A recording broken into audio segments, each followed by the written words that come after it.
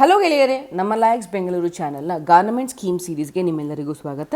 So ಈ ಒಂದು ಮೊದಲನೇ ಸೀರೀಸ್ನಲ್ಲಿ ನಾವು ಅಗ್ರಿಕಲ್ಚರ್ ಅಥವಾ ಕೃಷಿಗೆ ಸಂಬಂಧಪಟ್ಟಂಥ ಎಲ್ಲ ಯೋಜನೆಗಳನ್ನು ನೋಡೋಣ. ಅಗ್ರಿಕಲ್ಚರ್ ಸ್ಕೀಮ್ಸ್ ನೋಡೋದಕ್ಕೆ ಮುಂಚೆ ಮೊದಲನೇದಾಗಿ ನಾನು ಮದರ್ಸ್ ಡೇ ವಿಶಸ್ನ ನಿಮ್ಮೆಲ್ಲರ ತಾಯಿ ಮತ್ತು ನನ್ನ ತಾಯಿ ಹೇಳೋದಕ್ಕೆ ಇಷ್ಟಪಡ್ತೀನಿ. ಸೊ ಕಷ್ಟವೇ ಬಂದರೂ ಸುಖಾನೇ ಇದ್ದರೂ ನಿಮ್ಮೊಂದಿಗಿರುವವಳು ನೆರಳಿನಂತೆ, ನೀ ಓಡಿದರೂ ನೀ ನಡೆದರೂ ನಿನ್ನ ಹಿಂದೆಯೇ ಬರುವಳು ಹೆಜ್ಜೆ ಗುರುತಿನಂತೆ, ಅದೇ ತಾಯಿ. ಸೊ ತನ್ನನ್ನು ತಾನು ಕಳ್ಕೊಂಡು ತನ್ನನ್ನು ತಾನು ಮರೆತು ನಮ್ಮೆಲ್ಲರ ಅಭಿವೃದ್ಧಿಗೋಸ್ಕರ ಯಾವಾಗಲೂ ಶ್ರಮಿಸುತ್ತಾ ನಮ್ಮೆಲ್ಲರ ಆಶಯವನ್ನು ಯಾವಾಗಲೂ ತನ್ನ ಗುರಿಯಾಗಿಟ್ಕೊಂಡು ಬದುಕೊಳ್ಳೋ ತಾಯಿ. ಸೊ ಇಂಥ ತಾಯಿಗೆ ನನ್ನ ಕಡೆಯಿಂದ ಎಲ್ಲರಿಗೂ ವಿಶ್ ಮಾಡ್ತಾ ಅವರೆಲ್ಲರ ಜವಾಬ್ದಾರಿ ನಮ್ಮ ಮೇಲಿದೆ ಅಂತ ನಿಮಗೊಂದು ಮಾತು ಹೇಳ್ತಾ ಈ ಒಂದು ವಿಡಿಯೋನ ಶುರು ಮಾಡ್ತೀನಿ. ಮುಂದುವರಿಯೋದಕ್ಕೆ ಮುಂಚೆ ನನ್ನ ಒಂದು ಸಿಂಪಲ್ ಸಜೆಷನ್ ನಿಮ್ಗೆ ಏನಂತ ಹೇಳಿದ್ರೆ, ಪ್ರತಿಯೊಬ್ಬರು ನೀವು ಯಾವುದೇ ಒಂದು ಟಾಪಿಕನ್ನು ಓದೋದಕ್ಕೆ ಮುಂಚೆ ಮೊದಲು UPSC ಅಥವಾ KPSC ಆಗಿರ್ಬೋದು ಅಥವಾ ಯಾವುದೇ ಒಂದು ಕಾಂಪಿಟೇಟಿವ್ ಎಕ್ಸಾಮಿನೇಷನಲ್ಲಿ ಆ ವಿಷಯಕ್ಕೆ ಸಂಬಂಧಪಟ್ಟಂತೆ ಯಾವ ರೀತಿ ಪ್ರೀವಿಯಸ್ ಇಯರ್ ಕ್ವಶನ್ ಪೇಪರ್ಸ್ ಬಂದಿದೆ ಅನ್ನೋದನ್ನು ನೋಡಿ. ಉದಾಹರಣೆಗೆ ಈಗ ನಾನು ಸ್ಕೀಮ್ಸ್ ಮಾಡ್ತಿದ್ದೀನಿ. ಈ ಸ್ಕೀಮ್ಸ್ ಅದರಲ್ಲೂ ಅಗ್ರಿಕಲ್ಚರ್ ರಿಲೇಟೆಡ್ ಸ್ಕೀಮ್ಸ್ ಮಾಡುವಾಗ ಅಗ್ರಿಕಲ್ಚರ್ ಸಂಬಂಧಪಟ್ಟಂತೆ UPSCಯ ಪ್ರೀವಿಯಸ್ ಇಯರ್ ಕ್ವಶನ್ಸಲ್ಲಿ ಯಾವ ರೀತಿ ಸ್ಕೀಮ್ಸ್ಗಳು ಬಂದಿದೆ ಅಂತ ಹೇಳಿ ನಾನು ನಿಮಗೆ ತೋರಿಸ್ತಿರುವಂಥದ್ದು. ಯಾಕೆ ಇದನ್ನು ನೋಡಬೇಕು ಅಂತ ಹೇಳಿದ್ರೆ, ನೀವು ಓದುವಂಥ ಸಂದರ್ಭದಲ್ಲಿ ಯಾವೆಲ್ಲ ಪಾಯಿಂಟ್ಸ್ಗಳನ್ನು ಫೋಕಸ್ ಮಾಡಬೇಕು ಅನ್ನೋದು ಅರ್ಥ ಆಗುತ್ತೆ ನಿಮಗೆ. ಇಲ್ಲ ಅಂತ ಹೇಳಿದ್ರೆ ಇಡೀ ಬುಕ್ಕಿನ ಫ್ರಂಟ್ ಪೇಜಿಂದ ಲಾಸ್ಟ್ ಪೇಜ್ವರೆಗೂ ಮುಗಿಸಿರ್ತೀರ, ಬಟ್ ಪ್ರಶ್ನೆ ಬಂದಾಗ ಆನ್ಸರ್ ಮಾಡುವಂಥ ಕೇಪಬಿಲಿಟಿ ನಮ್ಮಲ್ಲಿರಲ್ಲ. ಸೊ ಹೀಗಾಗಿ ಅಪ್ಲಿಕಬಿಲಿಟಿ, ಎಕ್ಸಾಮ್ ಓರಿಯೆಂಟೆಡ್ ಸ್ಟಡೀಸ್ ಅಂತ ಏನು ಕರಿತೀವಿ, ಆ ಎಕ್ಸಾಮ್ ಓರಿಯೆಂಟೆಡ್ ಸ್ಟಡೀಸ್ ನೀವು ಮಾಡಬೇಕು ಅಂತ ಹೇಳಿದ್ರೆ ಕಳೆದ ವರ್ಷಗಳಲ್ಲಿ ಯಾವ ರೀತಿ ಆ ಟಾಪಿಕ್ಗೆ ಸಂಬಂಧಪಟ್ಟಂತೆ ಪ್ರಶ್ನೆಗಳು ಬಂದಿದೆ ಅನ್ನೋದನ್ನು ನೋಡ್ಕೊಳ್ಬೇಕಾಗತ್ತೆ. ಈ ನಿಟ್ಟಿನಲ್ಲಿ ಅಗ್ರಿಕಲ್ಚರ್ ಸಂಬಂಧಪಟ್ಟಂತೆ ಕೆಲವೊಂದು ಪ್ರಶ್ನೆಗಳನ್ನು ನೋಡೋಣ. ಸೊ ಉತ್ತರನ ಕಮೆಂಟ್ ಸೆಕ್ಷನಲ್ಲಿ ಬರೀ, ನಾಳಿನ ವಿಡಿಯೋದಲ್ಲಿ ನಾನು ನಿಮಗೆ ಎಕ್ಸ್ಪ್ಲನೇಷನ್ ಕೊಡ್ತೀನಿ. ಸೊ ಮೊದಲನೇ ಪ್ರಶ್ನೆ, ಸೀಡ್ ವಿಲೇಜ್ ಕಾನ್ಸೆಪ್ಟನ್ನು ಎಸ್ಟಾಬ್ಲಿಷ್ ಮಾಡೋದಕ್ಕೆ ಮೂಲ ಉದ್ದೇಶ ಅಥವಾ ಮೇನ್ ಆಬ್ಜೆಕ್ಟಿವ್ ಏನು ಅಂತ ಹೇಳಿ. ಸೊ ಈ ಒಂದು ಪ್ರಶ್ನೆಯಲ್ಲಿ ಏನು ಕೇಳ್ತಿದ್ದಾರೆ, ಆಬ್ಜೆಕ್ಟಿವ್ ಕೇಳ್ತಾರೆ ಅಥವಾ ಏಮ್ ಕೇಳ್ತಾರೆ, ಪರ್ಪಸ್ ಕೇಳ್ತಾರೆ ಅಥವಾ ಟಾರ್ಗೆಟ್. ಅಂದರೆ ಯಾವುದೇ ಒಂದು ಸ್ಕೀಮ್ ನೀವು ಓದಬೇಕಂತ ಹೇಳಿದಾಗ ಮೊದಲನೇದಾಗಿ ನೀವು ಫೋಕಸ್ ಮಾಡಬೇಕಾದ್ರೆ ಅದರ ಮೂಲ ಆಬ್ಜೆಕ್ಟಿವ್ ಅಥವಾ ಅದರ ಧ್ಯೇಯ ಏನು, ಯಾಕೋಸ್ಕರ ಅದನ್ನು ಲಾಂಚ್ ಮಾಡಿದ್ದಾರೆ ಅಂತ. ಮುಂದಿನ ಪ್ರಶ್ನೆ, ಆಕ್ಸಿಲೇಟೆಡ್ ಇರಿಗೇಟೆಡ್ ಬೆನಿಫಿಟ್ಸ್ ಪ್ರೋಗ್ರಾಮ್ ಯಾವುದಕ್ಕೋಸ್ಕರ ಲಾಂಚ್ ಮಾಡಿದ್ದು, ಮತ್ತು ಕಮಾಂಡ್ ಏರಿಯಾ ಡೆವಲಪ್ಮೆಂಟ್ ಪ್ರೋಗ್ರಾಮ್ ಇವೆರಡರಲ್ಲೂ ಕೂಡ ಕೇಳ್ತಿರೋದೇನೆಂದರೆ ಅದರ ಉದ್ದೇಶ ಏನು, ಯಾವುದಕ್ಕೋಸ್ಕರ ಅದನ್ನು ಲಾಂಚ್ ಮಾಡಿದ್ದಾರೆ ಅಂತ. ಮುಂದಿನ ಪ್ರಶ್ನೆ, soil health card schemes aims at, ಅಂದರೆ ಸಾಯಿಲ್ ಹೆಲ್ತ್ ಕಾರ್ಡ್ ಸ್ಕೀಮನ್ನು ಲಾಂಚ್ ಮಾಡಿರುವಂಥ ಉದ್ದೇಶ ಏನು. ಅಗೇನ್ ಆಬ್ಜೆಕ್ಟಿವ್ ಅಥವಾ ಏಮ್ ಪರ್ಪಸ್ನ ನೋಡ್ತಿದ್ದೀವಿ. ಮುಂದಿನ ಯೋಜನೆ, initiative for national security through intensive millets program, which of the following statements are correct. ಅಂದರೆ ಈ ನ್ಯೂಟ್ರಿಷನಲ್ ಸೆಕ್ಯೂರಿಟಿಗೋಸ್ಕರ ಮಿಲೆಟ್ಸ್ ಪ್ರೋಗ್ರಾಮ್ ಏನು ಲಾಂಚ್ ಮಾಡಿದ್ವಿ ಅದರಿಂದ ಮೂಲ ಆಬ್ಜೆಕ್ಟಿವ್ಸ್ಗಳೇನು ಅಂತ ಹೇಳಿ ಹೇಳ್ತಿರುವಂಥದ್ದು. ನಂತರದ ಪ್ರಶ್ನೆ, ಮೆಗಾ ಫುಡ್ ಪಾರ್ಕ್ಸ್ನ ಬಗ್ಗೆ. ಸೊ ಯಾವ ಒಂದು ಪರ್ಪಸ್ನಿಂದ ಗವರ್ನಮೆಂಟ್ ಮೆಗಾ ಫುಡ್ ಪಾರ್ಕ್ಸ್ಗಳನ್ನು ಎಸ್ಟಾಬ್ಲಿಷ್ ಮಾಡ್ತಿರುವಂಥದ್ದು, ಇಲ್ಲೂ ಕೂಡ ನಾವು ಆಬ್ಜೆಕ್ಟಿವ್ನ ನೋಡ್ಬೋದು. ಮುಂದಿನ ಪ್ರಶ್ನೆ, ನ್ಯಾಷನಲ್ ಅಗ್ರಿಕಲ್ಚರ್ ಮಾರ್ಕೆಟ್ಗೆ ಸಂಬಂಧಪಟ್ಟಂತೆ.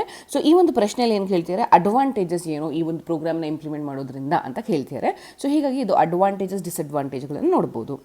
ಮುಂದಿನ ಪ್ರಶ್ನೆ, ಕಾಂಪ್ರಿಹೆನ್ಸಿವ್ ಕ್ರಾಪ್ ಇನ್ಶೂರೆನ್ಸ್ ಸ್ಕೀಮನ್ನು ನಾವು ಯಾವಾಗ ನ್ಯಾಷನಲ್ ಅಗ್ರಿಕಲ್ಚರ್ ಇನ್ಶೂರೆನ್ಸ್ ಸ್ಕೀಮಿಂದ ರೀಪ್ಲೇಸ್ ಮಾಡಿದ್ವಿ, ಅಂದರೆ ಇಯರ್ ಕೇಳ್ತಿದ್ದಾರೆ. ಮುಂದಿನ ಪ್ರಶ್ನೆ, ನ್ಯಾಷನಲ್ ಫುಡ್ ಸೆಕ್ಯೂರಿಟಿ ಮಿಷನ್ನ ಮೂಲ ಉದ್ದೇಶ ಏನಂತ ಹೇಳಿದ್ರೆ ಕೆಲವೊಂದು ಕ್ರಾಪ್ಸ್ಗಳ ಪ್ರೊಡಕ್ಷನನ್ನು ಜಾಸ್ತಿ ಮಾಡಬೇಕು. ಸೊ ಹೀಗಾಗಿ ಈ ಕ್ರಾಪ್ಸ್ಗಳು ಯಾವುದು ಅಂತ ಕೇಳ್ತಿದ್ದಾರೆ.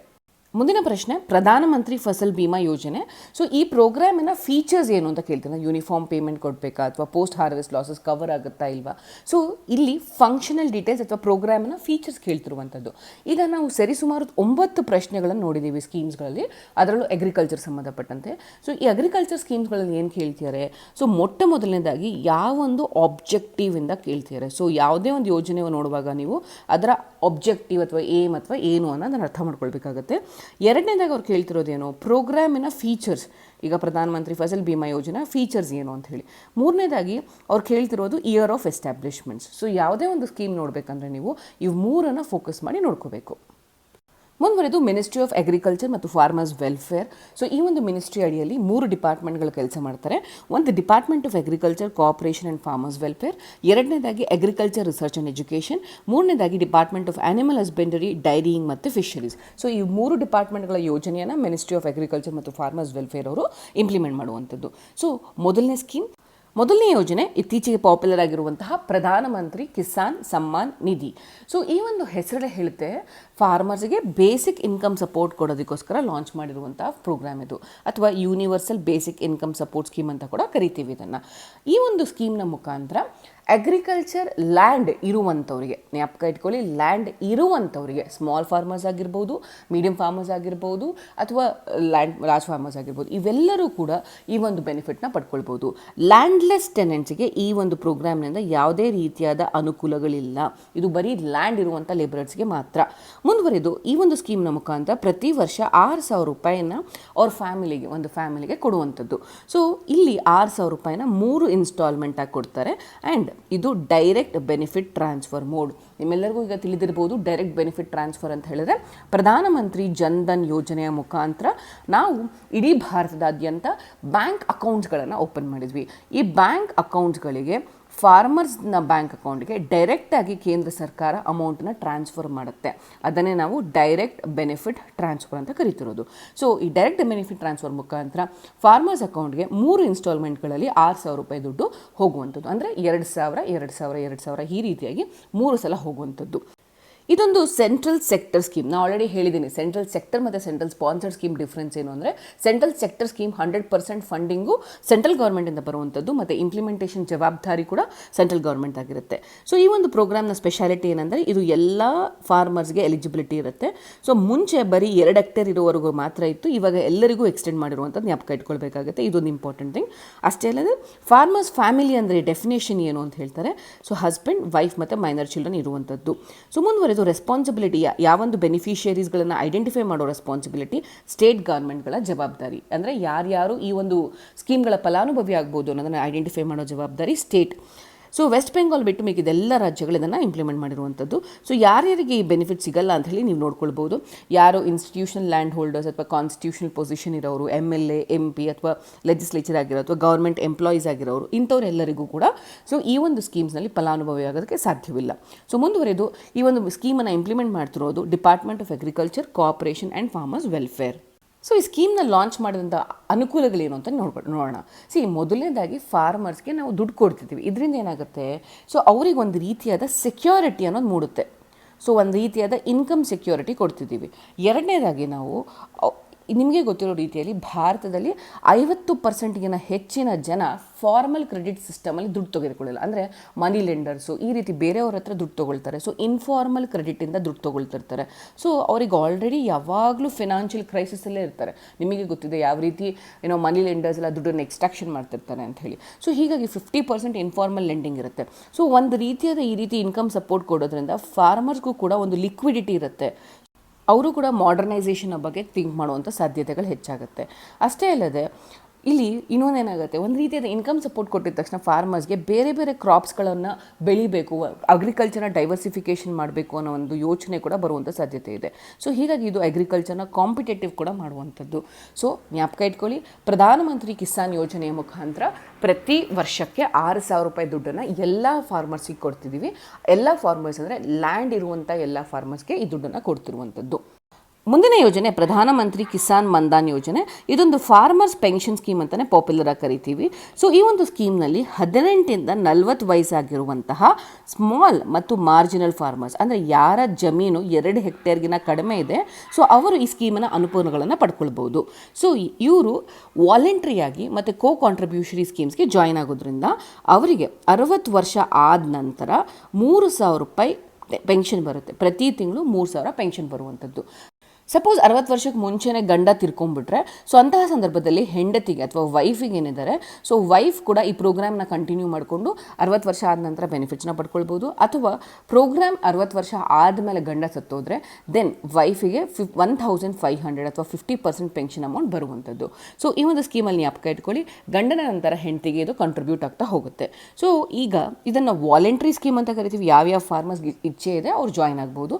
ಮತ್ತು ಕಾಂಟ್ರಿಬ್ಯೂಟರಿ ಸ್ಕೀಮ್ ಅಂತ ಕರಿತೀವಿ. ಅಂದರೆ ಸೊ ಫಾರ್ಮರ್ಗೆ ಈಕ್ವಲೆಂಟ್ ಆಗಿ ಗೌರ್ಮೆಂಟ್ ಆಫ್ ಇಂಡಿಯಾ ತನ್ನದೇ ಆದ ಒಂದು ಕಾಂಟ್ರಿಬ್ಯೂಷನ್ ಮಾಡುವಂಥದ್ದು. ಈ ಪ್ರೋಗ್ರಾಮ್ನ ಫಂಡ್ ಮ್ಯಾನೇಜರ್ ಆಗಿ LIC ಕಾರ್ಯನಿರ್ವಹಿಸುತ್ತದೆ. ಸೊ ಜ್ಞಾಪಕ ಇಟ್ಕೊಳ್ಳಿ, ಪ್ರಧಾನಮಂತ್ರಿ ಕಿಸಾನ್ ಮನ್ಧನ್ ಯೋಜನಾ ಅಂತ ಹೇಳಿದ್ರೆ ಫಾರ್ಮರ್ಸ್ಗೆ ಪೆನ್ಷನ್ ಕೊಡುವಂಥದ್ದು. ಪ್ರತಿ ತಿಂಗಳು 3,000 ರೂಪಾಯಿ 60 ವರ್ಷ ಆದ ನಂತರ ಬರುವಂಥದ್ದು. ಮುಂದಿನ ಯೋಜನೆ ಯಾವುದು ಅಂತ ಹೇಳಿದ್ರೆ ಪ್ರಧಾನಮಂತ್ರಿ ಅನ್ನದಾತ ಆಯ್ ಸಂರಕ್ಷಣ್ ಅಭಿಯಾನ್. ಸೊ ಅನ್ನದಾತ ಅಂದರೆ ಫಾರ್ಮರ್, ಆಯ್ ಅಂದರೆ ಅವರ ಇನ್ಕಮ್, ಸಂರಕ್ಷಣ್ ಅಂದರೆ protection. So farmers income protection scheme ಹೆಸರಲ್ಲೇ ಇದೆ ಯಾವೊಂದು ಉದ್ದೇಶಕ್ಕೋಸ್ಕರ ಈ ಯೋಜನೆಯನ್ನು ಲಾಂಚ್ ಮಾಡ್ತಿರುವಂಥದ್ದು. ಸೊ ಫಾರ್ಮರ್ಸ್ನ ಇನ್ಕಮ್ ಪ್ರೊಟೆಕ್ಷನ್ ಮಾಡೋದಕ್ಕೋಸ್ಕರ ಈ ಪ್ರೋಗ್ರಾಮ್ನ ಲಾಂಚ್ ಮಾಡ್ತಿರುವಂಥದ್ದು. ಈ ಒಂದು ಯೋಜನೆಯ ಮುಖಾಂತರ ಫಾರ್ಮರ್ಸ್ಗೆ ಒಳ್ಳೆಯ ಬೆಲೆ, ಅಂದರೆ ನಿಮ್ಗೆ ಗೊತ್ತಿರೋ ರೀತಿಯಲ್ಲಿ ಭಾರತದಲ್ಲಿ ದೊಡ್ಡ ಪ್ರಾಬ್ಲಮ್ ಏನು ಅಗ್ರಿಕಲ್ಚರಲ್ಲಿ ಅಂತ ಹೇಳಿದ್ರೆ ಅವ್ರು ಪಡ್ತಿರುವಂಥ ಎಫರ್ಟ್ಸಿಗೆ ಬೆಲೆಗೆ ಒಳ್ಳೆ ಪ್ರೈಸ್ಗಳು ಸಿಗ್ತಿಲ್ದಿರೋದು. ಸೊ ಹೀಗಾಗಿ ಒಳ್ಳೆ ಪ್ರೈಸನ್ನು ಕೊಡುವಂಥ ನಿಟ್ಟಿನಲ್ಲಿ ಈ ಒಂದು ಅಂಬ್ರೆಲಾ ಯೋಜನೆಯನ್ನು ಲಾಂಚ್ ಮಾಡಿರುವಂಥದ್ದು. ಮುಂದುವರಿಯೋದಕ್ಕೆ ಮುಂಚೆ ಕೆಲವೊಂದು ಪದಗಳನ್ನು ನಾವಿಲ್ಲಿ ಅರ್ಥ ಮಾಡ್ಕೊಳ್ಬೇಕಾಗತ್ತೆ. ಸೊ ಮೊದಲನೇ ಪದ ಮಿನಿಮಮ್ ಸಪೋರ್ಟ್ ಪ್ರೈಸ್. ಸೊ ಹೆಸರು ಹೇಳ್ತಿರುವಂಥ ರೀತಿಯಲ್ಲಿ ಕನಿಷ್ಠ ಬೆಂಬಲ ಬೆಲೆ ಅಂತ ಕರಿತೀವಿ. ಅಂತ ಹೇಳಿದ್ರೆ ಸೊ ನೀವು ಬೆಳೆದಿರುವಂಥ ಬೆಳೆ ಅಥವಾ ಫಾರ್ಮರ್ಸ್ ಬೆಳೆದಿರುವಂಥ ಬೆಳೆ ಏನಿರುತ್ತೆ, ಸೊ ಅದಕ್ಕೆ ಮಿನಿಮಮ್ ಇಷ್ಟು ಅಮೌಂಟ್ ಸಿಗಲೇಬೇಕು ಅನ್ನುವಂಥದ್ದು. ಫಾರ್ ಎಕ್ಸಾಂಪಲ್, ನಾನು ರೈಸ್ ಬೆಳಿತೀನಿ ಅಂತ ಅಂದ್ಕೊಳ್ಳಿ, ನನಗೆ ಓಪನ್ ಮಾರ್ಕೆಟಲ್ಲಿ ನನಗೆ ಒಳ್ಳೆ ಬೆಲೆ ಸಿಗದಿರುವಂಥ ಸಂದರ್ಭದಲ್ಲಿ ಸೊ ನಾನು ಈ ಮಿನಿಮಮ್ ಸಪೋರ್ಟ್ ಪ್ರೈಸ್ನ ಪಡ್ಕೊಂಡು ಕೇಂದ್ರ ಸರ್ಕಾರಕ್ಕೆ ಅಥವಾ ಗೌರ್ಮೆಂಟಿಗೆ ನನ್ನ ಬೆಳೆಗಳನ್ನು ಮಾರ್ತೀನಿ. ಸೊ ಅದನ್ನೇ ಮಿನಿಮಮ್ ಸಪೋರ್ಟ್ ಪ್ರೈಸ್ ಅಂತ ಕೊಡೋದು. ಸೊ ಈ ಮಿನಿಮಮ್ ಸಪೋರ್ಟ್ ಪ್ರೈಸ್ ಕೊಡೋದ್ರಿಂದ ನನಗೇನಾಗುತ್ತೆ, ನನಗೊಂದು ಅಶ್ಯೂರೆನ್ಸ್ ಸಿಗುತ್ತೆ, ನನಗೊಂದು ಇನ್ಕಮ್ ಸಪೋರ್ಟ್ ಸಿಗುತ್ತೆ. ಹೀಗಾಗಿ ನಾನು ನೆಕ್ಸ್ಟ್ ಬೆಳೆ ಬೆಳೆಯೋದಕ್ಕೆ ಅನುಕೂಲವಾಗುತ್ತೆ. ಸೊ ಆದರೆ ಅಕಸ್ಮಾತ್ ಈ ಮಿನಿಮಮ್ ಸಪೋರ್ಟೇ ಕೊಟ್ಟಿಲ್ಲ ಅಂತ ಅಂದ್ಕೊಳ್ಳಿ, ಫಾರ್ಮರ್ಸ್ಗೆ ಯಾವುದೇ ರೀತಿಯಾದ ಆಸರೆಗಳಿಲ್ಲದೆ ಅವರು ಪ್ರೊಡಕ್ಷನ್ ಮಾಡೋದಕ್ಕೆ ಎದುರ್ಕೊಳ್ತಾರೆ. ಸೊ ಈ ನಿಟ್ಟಿನಲ್ಲಿ ಮಿನಿಮಮ್ ಸಪೋರ್ಟ್ ಪ್ರೈಸನ್ನು ಕೊಡ್ತಿರೋದು. ಈ ಬೆಂಬಲ ಬೆಲೆಯನ್ನು ಎಲ್ಲ ಕ್ರಾಪ್ಸ್ಗಳಿಗೆ ಘೋಷಣೆಯನ್ನು ಮಾಡುವಂಥದ್ದು. ನಂತರ ಇಲ್ಲಿ ಒಂದು ಪ್ರೊಕ್ಯೂರ್ಮೆಂಟ್ ಸಿಸ್ಟಮ್ ಅಂತ ಕರಿತೀವಿ. ಪ್ರೊಕ್ಯೂರ್ಮೆಂಟ್ ಸಿಸ್ಟಮ್ ಅಂತ ಹೇಳಿದ್ರೇನು? ಸೊ ಈಗ ರೈತರು ಬೆಳೆ ಬೆಳೆದಿರ್ತಾರೆ, ಮಾರ್ಕೆಟಲ್ಲಿ ಒಳ್ಳೆ ಬೆಲೆ ಸಿಗದೇ ಇರುವಂಥ ಸಂದರ್ಭದಲ್ಲಿ ಅವರು ಮಿನಿಮಮ್ ಸಪೋರ್ಟ್ ಪ್ರೈಸ್ನ ಮುಖಾಂತರ ಪ್ರೊಕ್ಯೂರ್ಮೆಂಟ್ ಕೇಂದ್ರ ಸರ್ಕಾರಕ್ಕೆ ಮಾರುವಂಥದ್ದು. ಅದನ್ನೇ ನಾವು ಪ್ರೊಕ್ಯೂರ್ಮೆಂಟ್ ಅಂತ ಕರಿತೀವಿ. ಕೇಂದ್ರ ಸರ್ಕಾರದ ಪರವಾಗಿ ಕೆಲವೊಂದು ನೋಡಲ್ ಏಜೆನ್ಸಿಗಳು ಇರ್ತಾರೆ. For example food corporation of India. So ಇವ್ರ ಕೆಲಸ ಏನು ಅಂತ ಹೇಳಿದ್ರೆ, ಫುಡ್ ಕಾರ್ಪೊರೇಷನ್ ಆಫ್ ಇಂಡಿಯಾ ರೈತರಿಂದ ಬೆಳೆಗಳನ್ನು ಪಡ್ಕೊಂಡು ಅದನ್ನು ಬಫರ್ ಸ್ಟಾಕ್ ಅಂದರೆ ಸ್ಟಾಕ್ನ ಮೇಂಟೈನ್ ಮಾಡ್ಕೊಳ್ತಾರೆ. ಸೊ ಈ ಸ್ಟಾಕನ್ನು ಮೇಂಟೈನ್ ಮಾಡಿಕೊಂಡು ಇದನ್ನು ತಿರ್ಗಾ PDSನ ಮುಖಾಂತರ ಡಿಸ್ಟ್ರಿಬ್ಯೂಷನ್ ಆಗುವಂಥ ರೀತಿ ನೋಡ್ಕೊಳ್ತಾರೆ. PDS ಅಂದ್ರೇನು? ಇಲ್ಲಿ ಪಬ್ಲಿಕ್ ಡಿಸ್ಟ್ರಿಬ್ಯೂಷನ್ ಸಿಸ್ಟಮ್. ನಿಮ್ಮೆಲ್ಲರಿಗೂ ಗೊತ್ತಿರೋ ರೀತಿಯಲ್ಲಿ so food corporation of India ಇಲ್ಲಿಂದ ರೈತರಿಂದ ಪ್ರೊಕ್ಯೂರ್ ಮಾಡ್ಕೊಂಡಿರುವಂಥ ದವಸ ಧಾನ್ಯಗಳನ್ನು ಸೊ PDSನ ಮುಖಾಂತರ ಅಂದರೆ ನಮ್ಮ ರೇಷನ್ ಅಂಗಡಿಗಳ ಮುಖಾಂತರ ಜನಗಳಿಗೆ ರೀಚ್ ಮಾಡುವಂಥದ್ದು. ಮುಂದುವರೆದು ಪ್ರಧಾನಮಂತ್ರಿ ಅನ್ನದಾತ ಸುರಕ್ಷಣಾ ಅಭಿಯಾನ ಅಥವಾ ಫಾರ್ಮರ್ಸ್ ಇನ್ಕಮ್ ಪ್ರೊಟೆಕ್ಷನ್ ಸ್ಕೀಮ್ನಲ್ಲಿ 3 ಕಾಂಪೊನೆಂಟ್ಗಳನ್ನು ನಾವು ಪ್ರಮುಖವಾಗಿ ನೋಡ್ತೀವಿ. ಸೊ ಮೊದಲನೇ ಕಾಂಪೊನೆಂಟ್ ಯಾವುದು ಅಂತ ಹೇಳಿದ್ರೆ ಪ್ರೈಸ್ ಸಪೋರ್ಟ್ ಸ್ಕೀಮ್ ಅಂತ ಹೇಳ್ತೀವಿ. ಸೊ ಪ್ರೈಸ್ ಸಪೋರ್ಟ್ ಸ್ಕೀಮ್ನಲ್ಲಿ ಏನು ಮಾಡ್ತೀವಿ ಅಂತ ಹೇಳಿದ್ರೆ ಪಲ್ಸಸ್ ಇರ್ಬೋದು, ಆಯಿಲ್ ಸೀಡ್ಸ್ ಇರ್ಬೋದು, ಕಾಪ್ರಾ ಇರ್ಬೋದು, ಅದನ್ನು ನಾಫೆಡ್ ಅಥವಾ ಫುಡ್ ಕಾರ್ಪೊರೇಷನ್ ಆಫ್ ಇಂಡಿಯಾ ಅವರು ಪರ್ಚೇಸ್ ಮಾಡ್ತಾರೆ. ಸೊ ಪರ್ಚೇಸ್ ಮಾಡುವಂಥ ಮುಖಾಂತರ ಈ ಪಲ್ಸಸ್ ಆಯಿಲ್ ಸೀಡ್ಸ್ ಗ್ರೋ ಮಾಡಿರುವಂಥ ಫಾರ್ಮರ್ಸ್ಗಳಿಗೆ ಒಂದು ಮಿನಿಮಮ್ ಸಪೋರ್ಟ್ ಪ್ರೈಸನ್ನು ಕೊಡ್ತಿರುವಂಥದ್ದು. ಎರಡನೇದಾಗಿ ಪ್ರೈಸ್ ಡಿಫಿಷಿಯನ್ಸಿ ಪೇಮೆಂಟ್ ಸಿಸ್ಟಮ್ ಅಂತ ಕೂಡ ಇದು ಒಂದು ಹೊಸ ಮಾದರಿ ಅಂತಲೇ ಹೇಳ್ಬೋದು.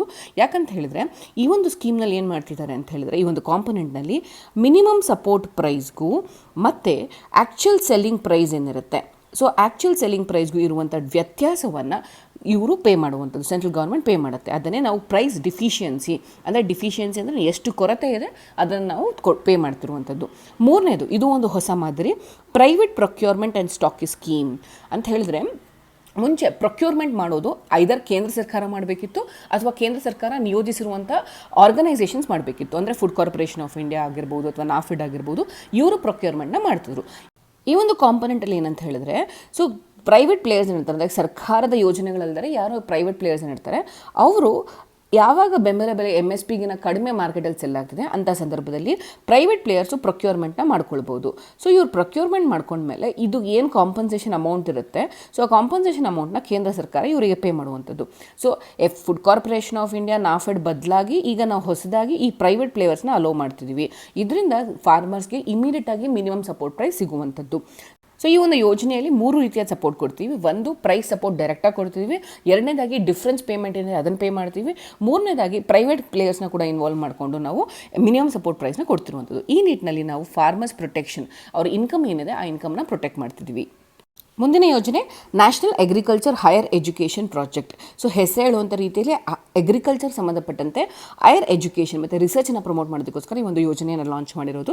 ಈ ಯೋಜನೆಯಲ್ಲಿ ಏನಾಗುತ್ತೆ ಅಂತ ಹೇಳಿದ್ರೆ ಅಗ್ರಿಕಲ್ಚರ್ ಯೂನಿವರ್ಸಿಟೀಸ್ ಆಗಿರ್ಬೋದು ಮತ್ತು Indian council for agriculture research ಏನಿದೆ, ಇವರೆಲ್ಲರೂ ಅಗ್ರಿಕಲ್ಚರ್ ಯೂನಿವರ್ಸಿಟಿಲಿ ಒಳ್ಳೆಯ ಕ್ವಾಲಿಟಿ ಎಜುಕೇಷನ್, ಹೈಯರ್ ಕ್ವಾಲಿಟಿ ಎಜುಕೇಷನ್ನ ಪ್ರಮೋಟ್ ಮಾಡೋದಕ್ಕೋಸ್ಕರ ಈ ಒಂದು ಪ್ರೋಗ್ರಾಮ್ನ ಲಾಂಚ್ ಮಾಡಿರುವಂಥದ್ದು. ಸೊ ಈ ಪ್ರೋಗ್ರಾಮ್ನ Indian council for agriculture research launch ಮಾಡಿದೆ. ಇವ್ರ ಮುಖಾಂತರ ಅಗ್ರಿಕಲ್ಚರ್ ಯೂನಿವರ್ಸಿಟಿಗಳಲ್ಲಿ ರಿಸರ್ಚ್ ಮಾಡೋದಾಗಿರ್ಬೋದು, ಕ್ವಾಲಿಟಿ ಎಜುಕೇಷನ್ಸ್ ಇರ್ಬೋದು, ಟೆಕ್ನಾಲಜಿಕಲ್ ಇನೋವೇಷನ್ಸ್ ಆಗಿರ್ಬೋದು, ಇಲ್ಲದ್ರ ಬಗ್ಗೆ ಫೋಕಸ್ ಮಾಡುವಂಥದ್ದು. ಇಲ್ಲಿ ಪ್ರಮುಖವಾಗಿ ನೀವು ಜ್ಞಾಪಕ ಇಟ್ಕೊಳ್ಳೇಬೇಕಾಗಿರೋ ವಿಷಯ ಏನು ಅಂತ ಹೇಳಿದ್ರೆ, ಈ ಒಂದು ಪ್ರೋಗ್ರಾಮ್ಗೆ ಫಂಡಿಂಗ್ ಪ್ಯಾಟ್ರನ್, ಸೊ ಇದಕ್ಕೆ ವರ್ಲ್ಡ್ ಬ್ಯಾಂಕ್ ಕೂಡ ಫಂಡನ್ನು ಕೊಡ್ತಿರುವಂಥದ್ದು. ಮತ್ತು ಈ ಫಂಡಿಂಗ್ ಕೇಂದ್ರ ಸರ್ಕಾರ ಮತ್ತು ವರ್ಲ್ಡ್ ಬ್ಯಾಂಕ್ 50-50 ಬೇಸಿಸ್ ಮೇಲೆ ಶೇರ್ ಮಾಡ್ತಿರುವಂಥದ್ದು. ಸೊ ಈ ಪ್ರೋಗ್ರಾಮ್ನ ಲಾಂಚ್ ಮಾಡೋದು ಯಾರು? Indian council for agriculture research. ಇದು ಒಂದು autonomous organisation, department of agriculture research and education ಅಡಿಯಲ್ಲಿ. ಸೊ ಇದನ್ನು ಜ್ಞಾಪಕ ಇಟ್ಕೊಳ್ಬೇಕು, ಯಾವೊಂದು ಡಿಪಾರ್ಟ್ಮೆಂಟ್ನ ಕೆಳಗಡೆ ಬರುತ್ತೆ ಅನ್ನೋದು. ಮುಂದಿನ ಯೋಜನೆ integrated scheme for agriculture marketing. So agriculture marketing ವಿಷಯಕ್ಕೆ ಬಂದಾಗ ನಾನು ಈಗ ಆಲ್ರೆಡಿ ಹೇಳಿದ್ದೇನೆ ನಿಮಗೆ. ಸೊ ಮೊದಲನೇದಾಗಿ ಒಳ್ಳೆಯ ಪ್ರೈಸ್ ಸಿಗ್ತಿಲ್ಲ. ಸೊ ಪ್ರೈಸ್ ಸಿಗಬೇಕು ಅಂದರೆ ಏನಾಗಬೇಕು? ಮಾರ್ಕೆಟಿಂಗ್ ಚೆನ್ನಾಗಾಗಬೇಕು. ಮಾರ್ಕೆಟಿಂಗ್ ಆಗಬೇಕಂದ್ರೆ ಪ್ರಾಬ್ಲಮ್ ಏನು ಭಾರತದಲ್ಲಿ ಅಂತ ಹೇಳಿದ್ರೆ, ಮೊದಲನೇದಾಗಿ ಲಾಜಿಸ್ಟಿಕ್ಸ್ ತೊಂದರೆ ಅಂತ ಹೇಳ್ತೀವಿ. ಅಂದರೆ ಒಂದನೇದು, ಸೊ ಕಾಸ್ಟ್ ಆಫ್ ಟ್ರಾನ್ಸ್ಪೋರ್ಟೇಷನ್ ಜಾಸ್ತಿ ಇದೆ. ಎರಡನೇದು, ಟ್ರಾನ್ಸ್ಪೋರ್ಟೇಷನ್ ಫೆಸಿಲಿಟೀಸ್ ಅಷ್ಟು ಚೆನ್ನಾಗಿಲ್ಲ. ಸೊ ಮೂರನೇದಾಗಿ ಈ ಒಂದು ಟ್ರಾನ್ಸ್ಪೋರ್ಟೇಷನ್ ಡಿಲೇ ಎಷ್ಟಾಗುತ್ತೆ ಅಂದರೆ ಅವ್ರಿಗೆ ಬೇಕಾಗಿರುವಂಥ ಬೆಲೆನೇ ಸಿಗೋದೇ ಇರುವಂಥದ್ದು. ಎರಡನೇದಾಗಿ ಅಗ್ರಿಕಲ್ಚರ್ ಮಾರ್ಕೆಟಿಂಗ್ ಸಂಬಂಧಪಟ್ಟಂಗೆ ಏನಾಗುತ್ತೆ ಅಂತ ಹೇಳಿದ್ರೆ, ಸೊ ದಳ್ಳಾಳಿ ಅಥವಾ ಇಂಟರ್ಮೀಡಿಯರೀಸ್ ಏನಿದ್ದಾರೆ, ಸೊ ಅವರು ಹೆಚ್ಚಿನ ಬೆನಿಫಿಟ್ಸ್ಗಳನ್ನು ಪಡ್ಕೊಳ್ತಿದ್ದಾರೆ. ಸೊ ಈಗ 10 ರೂಪಾಯಿ ಇದ್ದರೆ 7 ರೂಪಾಯಿ ಇಂಟರ್ಮೀಡಿಯರೀಸ್ ತೊಗೊಂಡ್ರೆ 3 ರೂಪಾಯಿ ಅಷ್ಟೇ ಫಾರ್ಮಸಿಗೆ ರೀಚ್ ಆಗ್ತಿರುವಂಥದ್ದು. ಸೊ ಹೀಗಾಗಿ ಇಂಟರ್ಮೀಡಿಯರೀಸ್ ಪ್ರಾಬ್ಲಮ್. ಮೂರನೇದಾಗಿ ಎಷ್ಟೊಂದು ಸಲ ಏನಾಗುತ್ತೆ ಅಂತ ಹೇಳಿದ್ರೆ, ನಮ್ಮಲ್ಲಿ ಒಳ್ಳೆ ಗೋಡೌನ್ ಫೆಸಿಲಿಟೀಸ್ ಇಲ್ಲ. ಗೋಡೌನ್ ಆಗಿರ್ಬೋದು ಅಥವಾ ಕೋಲ್ಡ್ ಸ್ಟೋರೇಜ್ ಫೆಸಿಲಿಟೀಸ್ ಇಲ್ಲದಿರೋ ಕಾರಣದಿಂದ ಏನಾಗುತ್ತೆ, ಮಾರ್ಕೆಟಲ್ಲಿ ಬೆಲೆ ಕಡಿಮೆ ಇದ್ರೂ ಕೂಡ ಸೊ ನಾವು ಅದನ್ನು ಸ್ಟೋರ್ ಮಾಡೋ ಫೆಸಿಲಿಟೀಸ್ ಇಲ್ಲದಿರೋ ಕಾರಣದಿಂದಾಗಿ ಎಷ್ಟೊಂದು ಸಲ ನೋಡಿರ್ಬೋದು ನೀವು, ರೋಡ್ಗಳಲ್ಲೇ ಅದನ್ನು ಬಿಸಾಕ್ಬಿಟ್ಟು ಹೋಗಿರ್ತಾರೆ. ಸೊ ಹೀಗಾಗಿ ಗೋಡೌನ್ ಅಥವಾ ಕೋಲ್ಡ್ ಸ್ಟೋರೇಜ್ ಫೆಸಿಲಿಟಿಗಳನ್ನು ಡೆವಲಪ್ ಮಾಡಬೇಕು. ಆವಾಗ ನಮ್ಮಲ್ಲಿ ಅಟ್ಲೀಸ್ಟ್ 40% ಏನು ಪೆರಿಷಬಲ್ ಫುಡ್ಸ್ ಪ್ರತಿದಿನ ವೇಸ್ಟ್ ಆಗ್ತಿದೆ ಅದನ್ನೆಲ್ಲ ನಾವು ಯೂಸ್ ಮಾಡ್ಕೊಳ್ಬೋದು. ಸೊ ಈ ನಿಟ್ಟಿನಲ್ಲಿ ಅಗ್ರಿಕಲ್ಚರ್ ಮಾರ್ಕೆಟಿಂಗ್ನ ನೆಕ್ಸ್ಟ್ ಲೆವೆಲ್ ತೆಗೆದುಕೊಂಡು ಹೋಗೋದಕ್ಕೋಸ್ಕರ ಇಂಟಿಗ್ರೇಟೆಡ್ ಸ್ಕೀಮ್ ಫಾರ್ ಅಗ್ರಿಕಲ್ಚರ್ ಮಾರ್ಕೆಟಿಂಗ್ನ ಲಾಂಚ್ ಮಾಡಿದ್ದಾರೆ. ಸೊ ಈ ಒಂದು ಸ್ಕೀಮ್ನ ಮುಖಾಂತರ ಬೇಕಾಗಿರುವಂಥ ಎಲ್ಲ ಅಗ್ರಿಕಲ್ಚರ್ ಇನ್ಫ್ರಾಸ್ಟ್ರಕ್ಚರ್ನ ಸ್ಟೇಟ್ ಗೌರ್ಮೆಂಟ್, ಅಗ್ರಿಕಲ್ಚರ್ ಕೋಆಪರೇಟಿವ್ಸು ಮತ್ತು ಪ್ರೈವೇಟ್ ಸೆಕ್ಟರ್ಸ್ ಇನ್ವೆಸ್ಟ್ಮೆಂಟ್ ಸಪೋರ್ಟ್ಸ್ನ ಮುಖಾಂತರ ಎಸ್ಟಾಬ್ಲಿಷ್ ಮಾಡುವಂಥದ್ದು. ಸೊ ಇದ್ರ ಮುಖಾಂತರ ನಾವೇನೇನು ಎಸ್ಟಾಬ್ಲಿಷ್ ಮಾಡ್ತೀವಿ ಅಂದರೆ, ಮೊದಲನೇದಾಗಿ ಸೈಂಟಿಫಿಕ್ ಸ್ಟೋರೇಜ್ ಫೆಸಿಲಿಟಿ. ನಿಮಗೆ ಗೊತ್ತಿರೋ ರೀತಿಯಲ್ಲಿ ಎಷ್ಟೊಂದು ಸಲ ಅಕ್ಕಿಯಲ್ಲಾಗಿರ್ಬೋದು, ರಾಗಿಯಲ್ಲಾಗಿರ್ಬೋದು, ಬೇರೆ ಬೇರೆದ್ರಲ್ಲಿ ಹುಳಗಳು ಬಂದಿರುತ್ತೆ. ಯಾಕಂದರೆ ನಮ್ಮಲ್ಲಿ ಸೈಂಟಿಫಿಕ್ ಸ್ಟೋರೇಜ್ ಫೆಸಿಲಿಟಿ ಇಲ್ಲ. ಗೋಡೌನಲ್ಲಿ ಗೋಣಿ ಚೀಲದಲ್ಲಿ ಹಾಕಿ ಬಿಟ್ಬಿಟ್ಟಿರ್ತೀವಿ. ಸೊ ಆ ರೀತಿ ಇದು ಸೈಂಟಿಫಿಕ್ ಸ್ಟೋರೇಜ್ ಅಲ್ಲ. ಸೊ ಹೀಗಾಗಿ ಸೈಂಟಿಫಿಕ್ ಸ್ಟೋರೇಜ್ ಫೆಸಿಲಿಟಿ ತೆಗೆದುಕೊಂಡು ಬರೋದು. ಎರಡನೇದಾಗಿ ಇಂಟಿಗ್ರೇಟೆಡ್ ವ್ಯಾಲ್ಯೂ ಚೈನ್ಸ್ಗಳನ್ನು. ಈಗ ಟೊಮೆಟೊ ವೇಸ್ಟ್ ಆಗ್ತಿದೆ ಅಂದ್ಕೊಳ್ಳಿ, ವೇಸ್ಟ್ ಆಗೋದ್ರ ಬದಲು ಅದನ್ನು ನಾವು ಟೊಮೆಟೊ ಸ್ಕ್ವಾಶ್ ಆಗಿರ್ಬೋದು ಅಥವಾ ಸಾಸ್ ಆಗಿರ್ಬೋದು, ಈ ರೀತಿ ಅದನ್ನು ಫುಡ್ ಪ್ರಾಸೆಸಿಂಗ್ ಮಾಡೋದ್ರ ಮುಖಾಂತರ ಇದು ಮಾಡ್ಬೋದು. ನಂತರದಲ್ಲಿ ICT, ಇನ್ಫಾರ್ಮೇಷನ್ ಮತ್ತು ಕಮ್ಯುನಿಕೇಷನ್ ಟೆಕ್ನಾಲಜಿನ ಬಳಸ್ಕೊಳ್ಳೋದ್ರ ಮುಖಾಂತರ ಯಾವಾಗ ಪ್ರೈಸ್ ಜಾಸ್ತಿ ಆಗುತ್ತೆ, ಇಂಟರ್ನ್ಯಾಷನಲ್ ಮಾರ್ಕೆಟಲ್ಲಿ ಏನು ಪ್ರೈಸಸ್ ಇವೆ, ಭಾರತದಲ್ಲಿ ಯಾವ ರೀತಿ ಪ್ರೈಸ್ಗಳು ವೇರಿ ಆಗ್ಬೋದು, ಇದನ್ನೆಲ್ಲ ಪ್ರೆಡಿಕ್ಟ್ ಮಾಡ್ಬೋದು. ಸೊ ಮುಂದುವರಿದು ಅಗ್ರಿಕಲ್ಚರ್ ರಿಸರ್ಚ್ ಮತ್ತು ಇನ್ಫಾರ್ಮೇಷನ್ ನೆಟ್ವರ್ಕ್. ಇತ್ತೀಚಿನ ದಿನಗಳಲ್ಲಿ ನೀವು ನೋಡ್ಬೋದು, ಈ ಸಫಲ್ ಆಗಿರ್ಬೋದು, ರಿಲಯನ್ಸ್ ಆಗಿರ್ಬೋದು, ಇವರೆಲ್ಲರೂ ಕೂಡ ಅಗ್ರಿಕಲ್ಚರ್ ಪ್ರಾಡಕ್ಟ್ಸ್ನ ಡೈರೆಕ್ಟಾಗಿ ಬೆಂಬಲವನ್ನು ಪಡ್ಕೊಂಡು ಮಾರ್ತಿದ್ದಾರೆ. ಸೊ ಆ ಥರ ಯಾವ ರೀತಿ ಇನ್ಫಾರ್ಮೇಷನ್ ನೆಟ್ವರ್ಕ್ನ ಬೆಳೆಸ್ಕೊಳ್ಬೋದು, ಅಗ್ರಿಕಲ್ಚರ್ನ ಒಂದು ಎಂಟರ್ಪ್ರೈಸ್ ಆಗಿ ನೋಡಿ ಅಗ್ರಿಕಲ್ಚರ್ ಬಿಸ್ನೆಸ್ ಡೆವಲಪ್ಮೆಂಟ್ನ ಮಾಡುವುದು. ಸೊ ಈ ರೀತಿ ಇವೆಲ್ಲ ಮಾರ್ಕೆಟಿಂಗ್ ಪರ್ಸ್ಪೆಕ್ಟಿವ್ನಲ್ಲಿ ಮಾಡುವಂಥದ್ದು. ಇದನ್ನು ಇಂಪ್ಲಿಮೆಂಟ್ ಮಾಡ್ತಿರುವಂಥವ್ರು department of agriculture, cooperation and farmers welfare. ಮುಂದಿನ ಯೋಜನೆ ಪ್ರಧಾನಮಂತ್ರಿ ಫಸಲ್ ಬಿಮಾ ಯೋಜನಾ. ಬಿಮಾ ಅಂತ ಹೇಳಿದ್ರೆ ಇನ್ಶೂರೆನ್ಸ್. ಸೊ ಫಸಲ್ ಅಂತ ಹೇಳಿದ್ರೆ ಕ್ರಾಪ್ಸ್. ಸೊ ಕ್ರಾಪ್ ಇನ್ಶೂರೆನ್ಸ್ ಸ್ಕೀಮನ್ನು ನಾವು ಫಸಲ್ ಬಿಮಾ ಯೋಜನೆ ಅಂತ ಕರಿತೀವಿ. ಸೊ ಈ ಒಂದು ಯೋಜನೆಯ ಮುಖಾಂತರ ನಾವು ಫಾರ್ಮರ್ಸ್ಗೆ ಇನ್ಶೂರೆನ್ಸ್ ಕವರ್ನ ಕೊಡ್ತಿದ್ದೀವಿ. ಸೊ ಯಾವುದೇ ಒಂದು ಸಂದರ್ಭಗಳಲ್ಲಿ ನ್ಯಾಚುರಲ್ ಆಗಿರ್ಬೋದು ಅಥವಾ ಪೆಸ್ಟ್ ಅಥವಾ ಡಿಸೀಸ್ ಅಟ್ಯಾಕ್ ಆದಂಥ ಸಂದರ್ಭಗಳಲ್ಲಿ ಬೆಳೆ ಹಾನಿಯಾದಾಗ ಅವರಿಗೆ ನಾವು ಇನ್ಶೂರೆನ್ಸ್ ಕೊಡುವ ಮುಖಾಂತರ ನಾವು ಅವರಿಗೆ ಫಿನಾನ್ಷಿಯಲ್ ಸಪೋರ್ಟನ್ನು ಕೊಡ್ತಿರುವಂಥದ್ದು. ಸೊ ಮುಂಚೆ ಕೂಡ ನಮ್ಮಲ್ಲಿ ಎಷ್ಟೊಂದು ಕ್ರಾಪ್ ಇನ್ಶೂರೆನ್ಸ್ ಸ್ಕೀಮ್ಗಳಿತ್ತು, ಬಟ್ ಅದಕ್ಕೆ ಕಂಪೇರ್ ಮಾಡಿದ್ರೆ ಫಸಲ್ ಬಿಮಾ ಯೋಜನಾ ತುಂಬ ಚೆನ್ನಾಗಿದೆ. ಯಾಕಂತ ಹೇಳಿದರೆ ಅದು ಬರೀ ಈಲ್ಡ್ ಕೊಡುವಂಥ ಸಂದರ್ಭದಲ್ಲಿ ಅಷ್ಟೇ ಕವರ್ ಮಾಡಿದ್ದಾರೆ. ಸೊ ಈಲ್ಡ್ ಬಂದ ನಂತರ ಅಂದರೆ ಪೋಸ್ಟ್ ಹಾರ್ವೆಸ್ಟಿಂಗ್ ಆದ ನಂತರ ಕೂಡ ಏನೆಲ್ಲ ಲಾಸಸ್ ಆಗ್ಬೋದು ಅದಕ್ಕೂ ಕೂಡ ಸ್ಪಂದನೆಯನ್ನು ಮಾಡುತ್ತೆ. ಅಷ್ಟೇ ಅಲ್ಲದೆ ಈ ಒಂದು ಸ್ಪೆಷಾಲಿಟಿ ಏನಂದರೆ ಲೋಕಲೈಸ್ಡ್ ಕಲಾಮಿಟೀಸ್, ಅಂದರೆ ಲೋಕಲ್ ಲೆವೆಲಲ್ಲಿ ಆಗುವಂಥ ಎಲ್ಲ ಕಲಾಮಿಟೀಸ್ಗೂ ಕೂಡ ಇಲ್ಲಿ ಈ ರಿಸ್ಕನ್ನು ಕವರ್ ಮಾಡುವಂಥದ್ದು. ಸೊ ಹೀಗಾಗಿ ಹಿಂದೆ ಇದ್ದಂಥ ಎಲ್ಲ ಸ್ಕೀಮ್ಸ್ಗಳಿಗೆ ಕಂಪೇರ್ ಮಾಡಿದರೆ ಪ್ರಧಾನಮಂತ್ರಿ ಫಸಲ್ ಬಿಮಾ ಯೋಜನಾ ಅನ್ನೋ ಒಂದು ಕಾಂಪ್ರಹೆನ್ಸಿವ್ ಸ್ಕೀಮ್ ಅಂತ ಕರಿತೀವಿ. ಅಂದರೆ ಎಲ್ಲ ರೀತಿಯಾದ ರಿಸ್ಕ್, ನ್ಯಾಚುರಲ್ ಆಗಿರ್ಬೋದು, ಪೆಸ್ಟ್ ಆಗಿರ್ಬೋದು, ಡಿಸೀಸ್ ಆಗಿರ್ಬೋದು, ಲೋಕಲ್ ಕಲಾಮಿಟೀಸ್ ಆಗಿರ್ಬೋದು, ಇವೆಲ್ಲವನ್ನು ಕವರ್ ಮಾಡುವಂತಹ ಕಾಂಪ್ರಹೆನ್ಸಿವ್ ಸ್ಕೀಮ್. ಅಷ್ಟೇ ಅಲ್ಲದೆ ಈ ಒಂದು ಸ್ಕೀಮನ್ನು ನಾವು ಡಿಮ್ಯಾಂಡ್ ಡ್ರಿವನ್ ಸ್ಕೀಮ್ ಅಂತ ಕರಿತೀವಿ. ಇದೊಂದು ವಾಲಂಟ್ರಿ ಸ್ಕೀಮ್. ಸೊ ಯಾರಿಗೆ ಇಷ್ಟ ಇದೆ ಅವ್ರು ಜಾಯ್ನ್ ಆಗ್ಬೋದು. ಬಟ್ ಅಕಸ್ಮಾತ್ ನೀವೇನಾದರೂ ಲೋನ್ ತೊಗೊಂಡಿದ್ರೆ ದೆನ್ ಅದು ಮ್ಯಾಂಡೇಟರಿ ಸ್ಕೀಮ್ ಆಗುತ್ತೆ. ಮತ್ತು ಈ ಒಂದು ಯೋಜನೆ ಮುಖಾಂತರ ನಾವು ಅಟ್ಲೀಸ್ಟ್ ನಮ್ಮ ಕಲ್ಟಿವೇಟೆಡ್ ಏರಿಯಾ ಇದೆ ಅದರಲ್ಲಿ ಅಟ್ಲೀಸ್ಟ್ 50% ಏರಿಯಾನ ನಾವು ಇನ್ಶೂರೆನ್ಸ್ ಕವರೇಜ್ ಒಳಗಡೆ ತೆಗೆದುಕೊಂಡು ಬರಬೇಕು ಅಂತ ಡಿಸೈಡ್ ಮಾಡಿದ್ದೀವಿ. ಸೊ ಮುಂದುವರೆದು ಈ ಪ್ರೋಗ್ರಾಮ್ನ ಫೀಚರ್ಸ್ ನೋಡಬೇಕು ಅಂತ ಹೇಳಿದ್ರೆ, ರಾಜ್ಯ ಸರ್ಕಾರ ಪ್ರತಿ ವರ್ಷ ಯಾವ ಕ್ರಾಪ್ಸ್ಗಳು ಖಾರಿಫ್ ಕ್ರಾಪ್ಸು, ಯಾವ ಕ್ರಾಪ್ಸ್ ರಾಬಿ ಕ್ರಾಪ್ ಅಂತ ಡಿಕ್ಲೇರ್ ಮಾಡುತ್ತೆ. ಸೊ ರಾಜ್ಯ ಸರ್ಕಾರ ಡಿಕ್ಲೇರ್ ಮಾಡಿದ ನಂತರ ಪ್ರತಿಯೊಬ್ಬ ಫಾರ್ಮರು ಖಾರಿಫ್ ಕ್ರಾಪ್ಸ್ಗಳಿಗೆ 2%, ರಾಬಿ ಕ್ರಾಪ್ಸ್ಗಳಿಗೆ 1.5% ಪ್ರೀಮಿಯಮ್ನ ಕಟ್ಟಬೇಕು. ಅಷ್ಟೇ ಅಲ್ಲದೆ ಹಾರ್ಟಿಕಲ್ಚರ್ ಕ್ರಾಪ್ಸ್ಗಳಿಗೆ 5% ಪ್ರೀಮಿಯಮ್ನ ಕಟ್ಟಬೇಕು. ಸೊ ಇಷ್ಟೇ ಕಟ್ಟಬೇಕು, ಮ್ಯಾಕ್ಸಿಮಮ್ ಲಿಮಿಟ್ ಇಷ್ಟು ಅನ್ನೋದಿಲ್ಲ, ಮಿನಿಮಮ್ ಲಿಮಿಟ್ ಅಷ್ಟೇ ಹೇಳ್ತಿರೋದು. ಅಂದರೆ ಮಿನಿಮಮ್ ಲಿಮಿಟ್ 2%, 1.5% ಅಥವಾ 5%, ಇದು ಮಿನಿಮಮ್. ಸೊ ಮ್ಯಾಕ್ಸಿಮಮ್ ಎಷ್ಟಾದರೂ ಕಟ್ಬೋದು. ಸೊ ನೋ ಕ್ಯಾಪ್ ಅಂತ ಹೇಳ್ತೀವಿ, ಯಾವುದೇ ರೀತಿಯಾದ ಇದ್ರ ಮೇಲೆ ಅಪ್ಪರ್ ಕ್ಯಾಪ್ ಇಲ್ಲ. ಮುಂದುವರೆದು ಈ ಒಂದು ಯೋಜನೆಯಲ್ಲಿ ನಾವು ಬರೀ LIC ಅಂತ ಗೌರ್ಮೆಂಟ್ ಏಜೆನ್ಸಿಗಳನ್ನ ಯೂಸ್ ಮಾಡ್ಕೊಳ್ತಾರೆ, ಪ್ರೈವೇಟ್ ಮತ್ತು ಪಬ್ಲಿಕ್ ಎರಡೂ ಏಜೆನ್ಸಿಗಳನ್ನು ಇನ್ವಾಲ್ವ್ ಮಾಡ್ಕೊಳ್ತಿದ್ದೀವಿ. ಇದರಿಂದ ಇನ್ಶೂರೆನ್ಸ್ ಪೆನೆಂಟ್ರೇಷನ್ ಅಂತ ಏನು ಕರಿತೀವಿ, ಆ ಇನ್ಶೂರೆನ್ಸ್ ಪೆನೆಂಟ್ರೇಷನ್ ನಾವು ಜಾಸ್ತಿ ಮಾಡ್ಬೋದು. ಸೊ ಹೀಗಾಗಿ ನಾವು ಪಬ್ಲಿಕ್ ಮತ್ತು ಪ್ರೈವೇಟ್ ಇಬ್ಬರನ್ನು ಇನ್ವಾಲ್ವ್ ಮಾಡ್ಕೊಳ್ತಿರುವಂಥದ್ದು. ಸೊ ಮುಂದುವರೆದು ಈ ಒಂದು ಯೋಜನೆಯಲ್ಲಿ ಫಂಡಿಂಗ್ ಪ್ಯಾಟರ್ನ್ ನೋಡಬೇಕಂತ ಹೇಳಿದ್ರೆ 50:50, ಅಂದರೆ ಸೆಂಟ್ರಲ್ ಗೌರ್ಮೆಂಟ್ 50% ಕೊಡಬೇಕು, ಸ್ಟೇಟ್ ಗೌರ್ಮೆಂಟ್ 50% ಕೊಡಬೇಕು. ಬಟ್ ಇತ್ತೀಚೆಗೆ ಸೆಂಟ್ರಲ್ ಗೌರ್ಮೆಂಟ್ ತನ್ನ ಕಾಂಟ್ರಿಬ್ಯೂಷನ್ ಕಡಿಮೆ ಮಾಡಿದೆ, ಹೀಗಾಗಿ ಬರ್ಡನ್ ಸ್ಟೇಟ್ ಗೌರ್ಮೆಂಟ್ ಮೇಲೆ ಜಾಸ್ತಿ ಆಗುವಂಥದ್ದು. ಸೊ ಈ ಒಂದು ಯೋಜನೆಯಲ್ಲಿ ಯಾವ್ಯಾವೆಲ್ಲ ರಿಸ್ಕ್ ಕವರ್ ಆಗುತ್ತೆ ಅಂದರೆ ಈಲ್ಡ್ ಲಾಸ್, ಅಂದರೆ ಬೆಳೆ ನಾಶವಾದಾಗ, ಮತ್ತು ಸೊ ಪೋಸ್ಟ್ ಹಾರ್ವೆಸ್ಟ್ ಬೆಳೆ ಬಂದ ನಂತರ ಆಗುವಂಥ ಲಾಸಸ್ಸಿಂದಾಗಿ. ಬಟ್ ಯಾವುದೇ ರೀತಿಯಾಗಲಿ ಪ್ರೈಸ್ ರಿಸ್ಕ್ಗಳು ಕವರ್ ಆಗೋದಿಲ್ಲ. ಸೊ ಅಂದರೆ ₹100 ಬರಬೇಕಿರುತ್ತೆ, ₹50 ಬಂತು ಅಂದ್ಕೊಳ್ಳಿ, ಅಂದರೆ ಬೆಲೆ ಏರುಪೇರುಗಳಾದಾಗ ಅಂಥ ಸಂದರ್ಭದಲ್ಲಿ ಅದು ಕವರ್ ಆಗೋದಿಲ್ಲ. ಮತ್ತು ಒಂದೇ ಏರಿಯಾದಲ್ಲಿರುವಂಥ ಎಲ್ಲ ಫಾರ್ಮರ್ಸ್ಗಳು ಸೇಮ್ ಪ್ರೀಮಿಯಂ ಅಮೌಂಟ್ನ ಕಟ್ಟಬೇಕಾಗತ್ತೆ. ಸೊ ಹೀಗಾಗಿ ಅದರಿಂದ ಸೇಮ್ ಕ್ಲೇಮ್ ಸಿಗುವಂಥದ್ದು. ಸೊ ಫಸಲ್ ಬಿಮಾ ಯೋಜನೆ ಅಂದರೆ ಜ್ಞಾಪಕ ಇಟ್ಕೊಳ್ಳಿ, ಈ ಯೋಜನೆಯ ಮುಖಾಂತರ ಖಾರಿಫ್ ಆಗಿರ್ಬೋದು, ರಾಬಿ ಆಗಿರ್ಬೋದು, ಹಾರ್ಟಿಕಲ್ಚರ್ ಕ್ರಾಪ್ಸ್ಗಳಿಗೆ ನಾವು ಇನ್ಶೂರೆನ್ಸ್ ಸಪೋರ್ಟನ್ನು ಕೊಡ್ತಿರುವಂಥದ್ದು. ಮುಂದಿನ ಯೋಜನೆ ಸಾಯಿಲ್ ಹೆಲ್ತ್ ಕಾರ್ಡ್ ಸ್ಕೀಮ್. ನಿಮ್ಮೆಲ್ಲರಿಗೂ ಗೊತ್ತಿರೋ ರೀತಿಯಲ್ಲಿ ಎಕ್ಸೆಸಿವ್ ಫರ್ಟಿಲೈಸರ್ನ ಯೂಸ್ ಮಾಡಿರುವಂಥ ಕಾರಣದಿಂದಾಗಿ ಸಾಯಿಲ್ ಹೆಲ್ತ್ ಏನಿದೆ ಅದು ಕಡಿಮೆ ಆಗಿದೆ. ಸೊ ಈ ನಿಟ್ಟಿನಲ್ಲಿ ಸಾಯಿಲ್ ಹೆಲ್ತನ್ನು ಡಿಟರ್ಮೈನ್ ಮಾಡಿ ಅದಕ್ಕೆ ಸೂಟಬಲ್ ಆಗಿರುವಂತಹ ಕ್ರಾಪ್ಸ್ಗಳನ್ನು ಯಾವ್ದು ಗ್ರೋ ಮಾಡ್ಬೋದು, ಎಷ್ಟು ಮಟ್ಟಿಗೆ ಫರ್ಟಿಲೈಸರ್ಸ್ನ ಯೂಸ್ ಮಾಡಬೇಕು, ಎಷ್ಟು ಮಟ್ಟಿಗೆ ಇರಿಗೇಷನ್ನ ಯೂಸ್ ಮಾಡಬೇಕು, ಈ ಎಲ್ಲ ಮಾಹಿತಿಯನ್ನು ನಾವು ಸಾಯಿಲ್ ಹೆಲ್ತ್ ಕಾರ್ಡ್ನ ಮುಖಾಂತರ ಪಡ್ಕೊಳ್ಬೋದು. ಈ ಒಂದು ಯೋಜನೆಯನ್ನು ಕೇಂದ್ರ ಸರ್ಕಾರ 2015 ಇಸ್ವಿಯಲ್ಲಿ ಲಾಂಚ್ ಮಾಡಿರುತ್ತೆ. ಇದರ ಉದ್ದೇಶ ಏನು ಅಂತ ಹೇಳಿದ್ರೆ, ಸಾಯಿಲ್ ನ್ಯೂಟ್ರಿಯೆಂಟ್ಸ್ ಏನಿರುತ್ತೆ, ಸಾಯಿಲ್ ಇರುವಂತಹ ನ್ಯೂಟ್ರಿಯೆಂಟ್ ಅಂಶಗಳನ್ನು ಎಫಿಷಿಯೆಂಟಾಗಿ ಮ್ಯಾನೇಜ್ ಮಾಡೋದು, ಮತ್ತು ಫರ್ಟಿಲೈಸರ್ಸ್ನ ಎಷ್ಟರ ಮಟ್ಟಿಗೆ ಯೂಸ್ ಮಾಡಬೇಕು ಅನ್ನೋದು, ಈ ಎರಡೂ ಕೂಡ ನಮಗೆ ಸಾಯಿಲ್ ಹೆಲ್ತ್ ಕಾರ್ಡ್ ಮುಖಾಂತರ ಸಿಗುವಂಥದ್ದು. ಸೊ ಈ ಸಾಯಿಲ್ ಹೆಲ್ತ್ ಕಾರ್ಡ್ ಅನ್ನೋದೇನಿದೆ, ಇದೊಂದು ಕಾರ್ಡ್. ಈ ಕಾರ್ಡ್ನಲ್ಲಿ 12 ನ್ಯೂಟ್ರಿಯೆಂಟ್ಸ್ಗಳ ಬಗ್ಗೆ ಒಂದು ಮಾಹಿತಿಯನ್ನು ಕೊಡ್ತಿರೋದು. ಸೊ ಪ್ರತಿ 3 ವರ್ಷಕ್ಕೊಂದ್ಸಲ ಈ 12 ನ್ಯೂಟ್ರಿಯೆಂಟ್ಸ್, ಸಾಯಿಲ್ ನ್ಯೂಟ್ರಿಯೆಂಟ್ಸ್ ಅಂತ ಏನು ಕರಿತೀವಿ, ಅದರ ಸ್ಥಾನಮಾನ ಏನಿದೆ ಅಂತ ರಿಪೋರ್ಟ್ ಬರುತ್ತೆ. ಸೊ ಈ 12 ನ್ಯೂಟ್ರಿಯೆಂಟ್ಸ್ ಯಾವುದು? ಮೊದಲನೇದಾಗಿ pHನ ಬಗ್ಗೆ ಗೊತ್ತಾಗುತ್ತೆ, ಎರಡನೇದಾಗಿ ಎಲೆಕ್ಟ್ರಿಕಲ್ ಕಂಡಕ್ಟಿವಿಟಿಯ ಬಗ್ಗೆ, ಮೂರನೇದಾಗಿ ಆರ್ಗ್ಯಾನಿಕ್ ಕಾರ್ಬನ್ನ ಬಗ್ಗೆ, ನಂತರದಲ್ಲಿ nitrogen, phosphorus, potassium, sulphur, zinc, boron, iron, manganese, copper. So ಇದಿಷ್ಟರ ಬಗ್ಗೆ, ಈ 12 ಮೈಕ್ರೋನ್ಯೂಟ್ರಿಯೆಂಟ್ಸ್ ಮತ್ತು ಮ್ಯಾಕ್ರೋನ್ಯೂಟ್ರಿಯೆಂಟ್ಸ್ನ ಬಗ್ಗೆ ಸಂಪೂರ್ಣವಾದ ಮಾಹಿತಿಯನ್ನು ನಾವು ಈ ಕಾರ್ಡಲ್ಲಿ ಪಡ್ಕೊಳ್ಬೋದು. ಇದರಿಂದ ಎಷ್ಟರ ಮಟ್ಟಿಗೆ ಯಾವ್ಯಾವ ಕ್ರಾಪ್ಗಳನ್ನು ಗ್ರೋ ಮಾಡ್ಬೋದು, ಯಾವ ಫರ್ಟಿಲೈಸರ್ಸ್ನ ಯೂಸ್ ಮಾಡ್ಬೋದು, ಈ ರೀತಿ ಕಂಪ್ಲೀಟ್ ಮಾಹಿತಿ ನಮಗೆ ಸಿಗುವಂಥದ್ದು. ಸೊ ಇಲ್ಲಿ ಜ್ಞಾಪಕ ಇಟ್ಕೊಳ್ಳಿ, ಇದೊಂದು ಸೆಂಟ್ರಲಿ ಸ್ಪಾನ್ಸರ್ಡ್ ಸ್ಕೀಮ್ ಆಗಿರೋದ್ರಿಂದ ಈ ಒಂದು ಯೋಜನೆ national mission for sustainable agriculture, ಅಂದರೆ ಯಾವ ರೀತಿ ಅಗ್ರಿಕಲ್ಚರ್ನ ಸುಸ್ಥೈನಬಲ್ಸ್ ಅಥವಾ ಸುಸ್ಥಿರ ಬೆಳವಣಿಗೆಗೆ ನೋಡ್ಕೊಳ್ಬೇಕು ಅನ್ನೋದು ರೀತಿಯಲ್ಲಿ ಸೊ ಈ ಒಂದು ಯೋಜನೆ ಲಾಂಚ್ ಆಗಿತ್ತು. ಆ ಮಿಷನ್ನ ಸಬ್ ಸ್ಕೀಮೇ ಸಾಯಿಲ್ ಹೆಲ್ತ್ ಕಾರ್ಡ್. ಸೊ ಜ್ಞಾಪಕ ಇಟ್ಕೊಳ್ಳಿ, ಸಾಯಿಲ್ ಹೆಲ್ತ್ ಕಾರ್ಡ್ ಅಂದ್ರೇನು?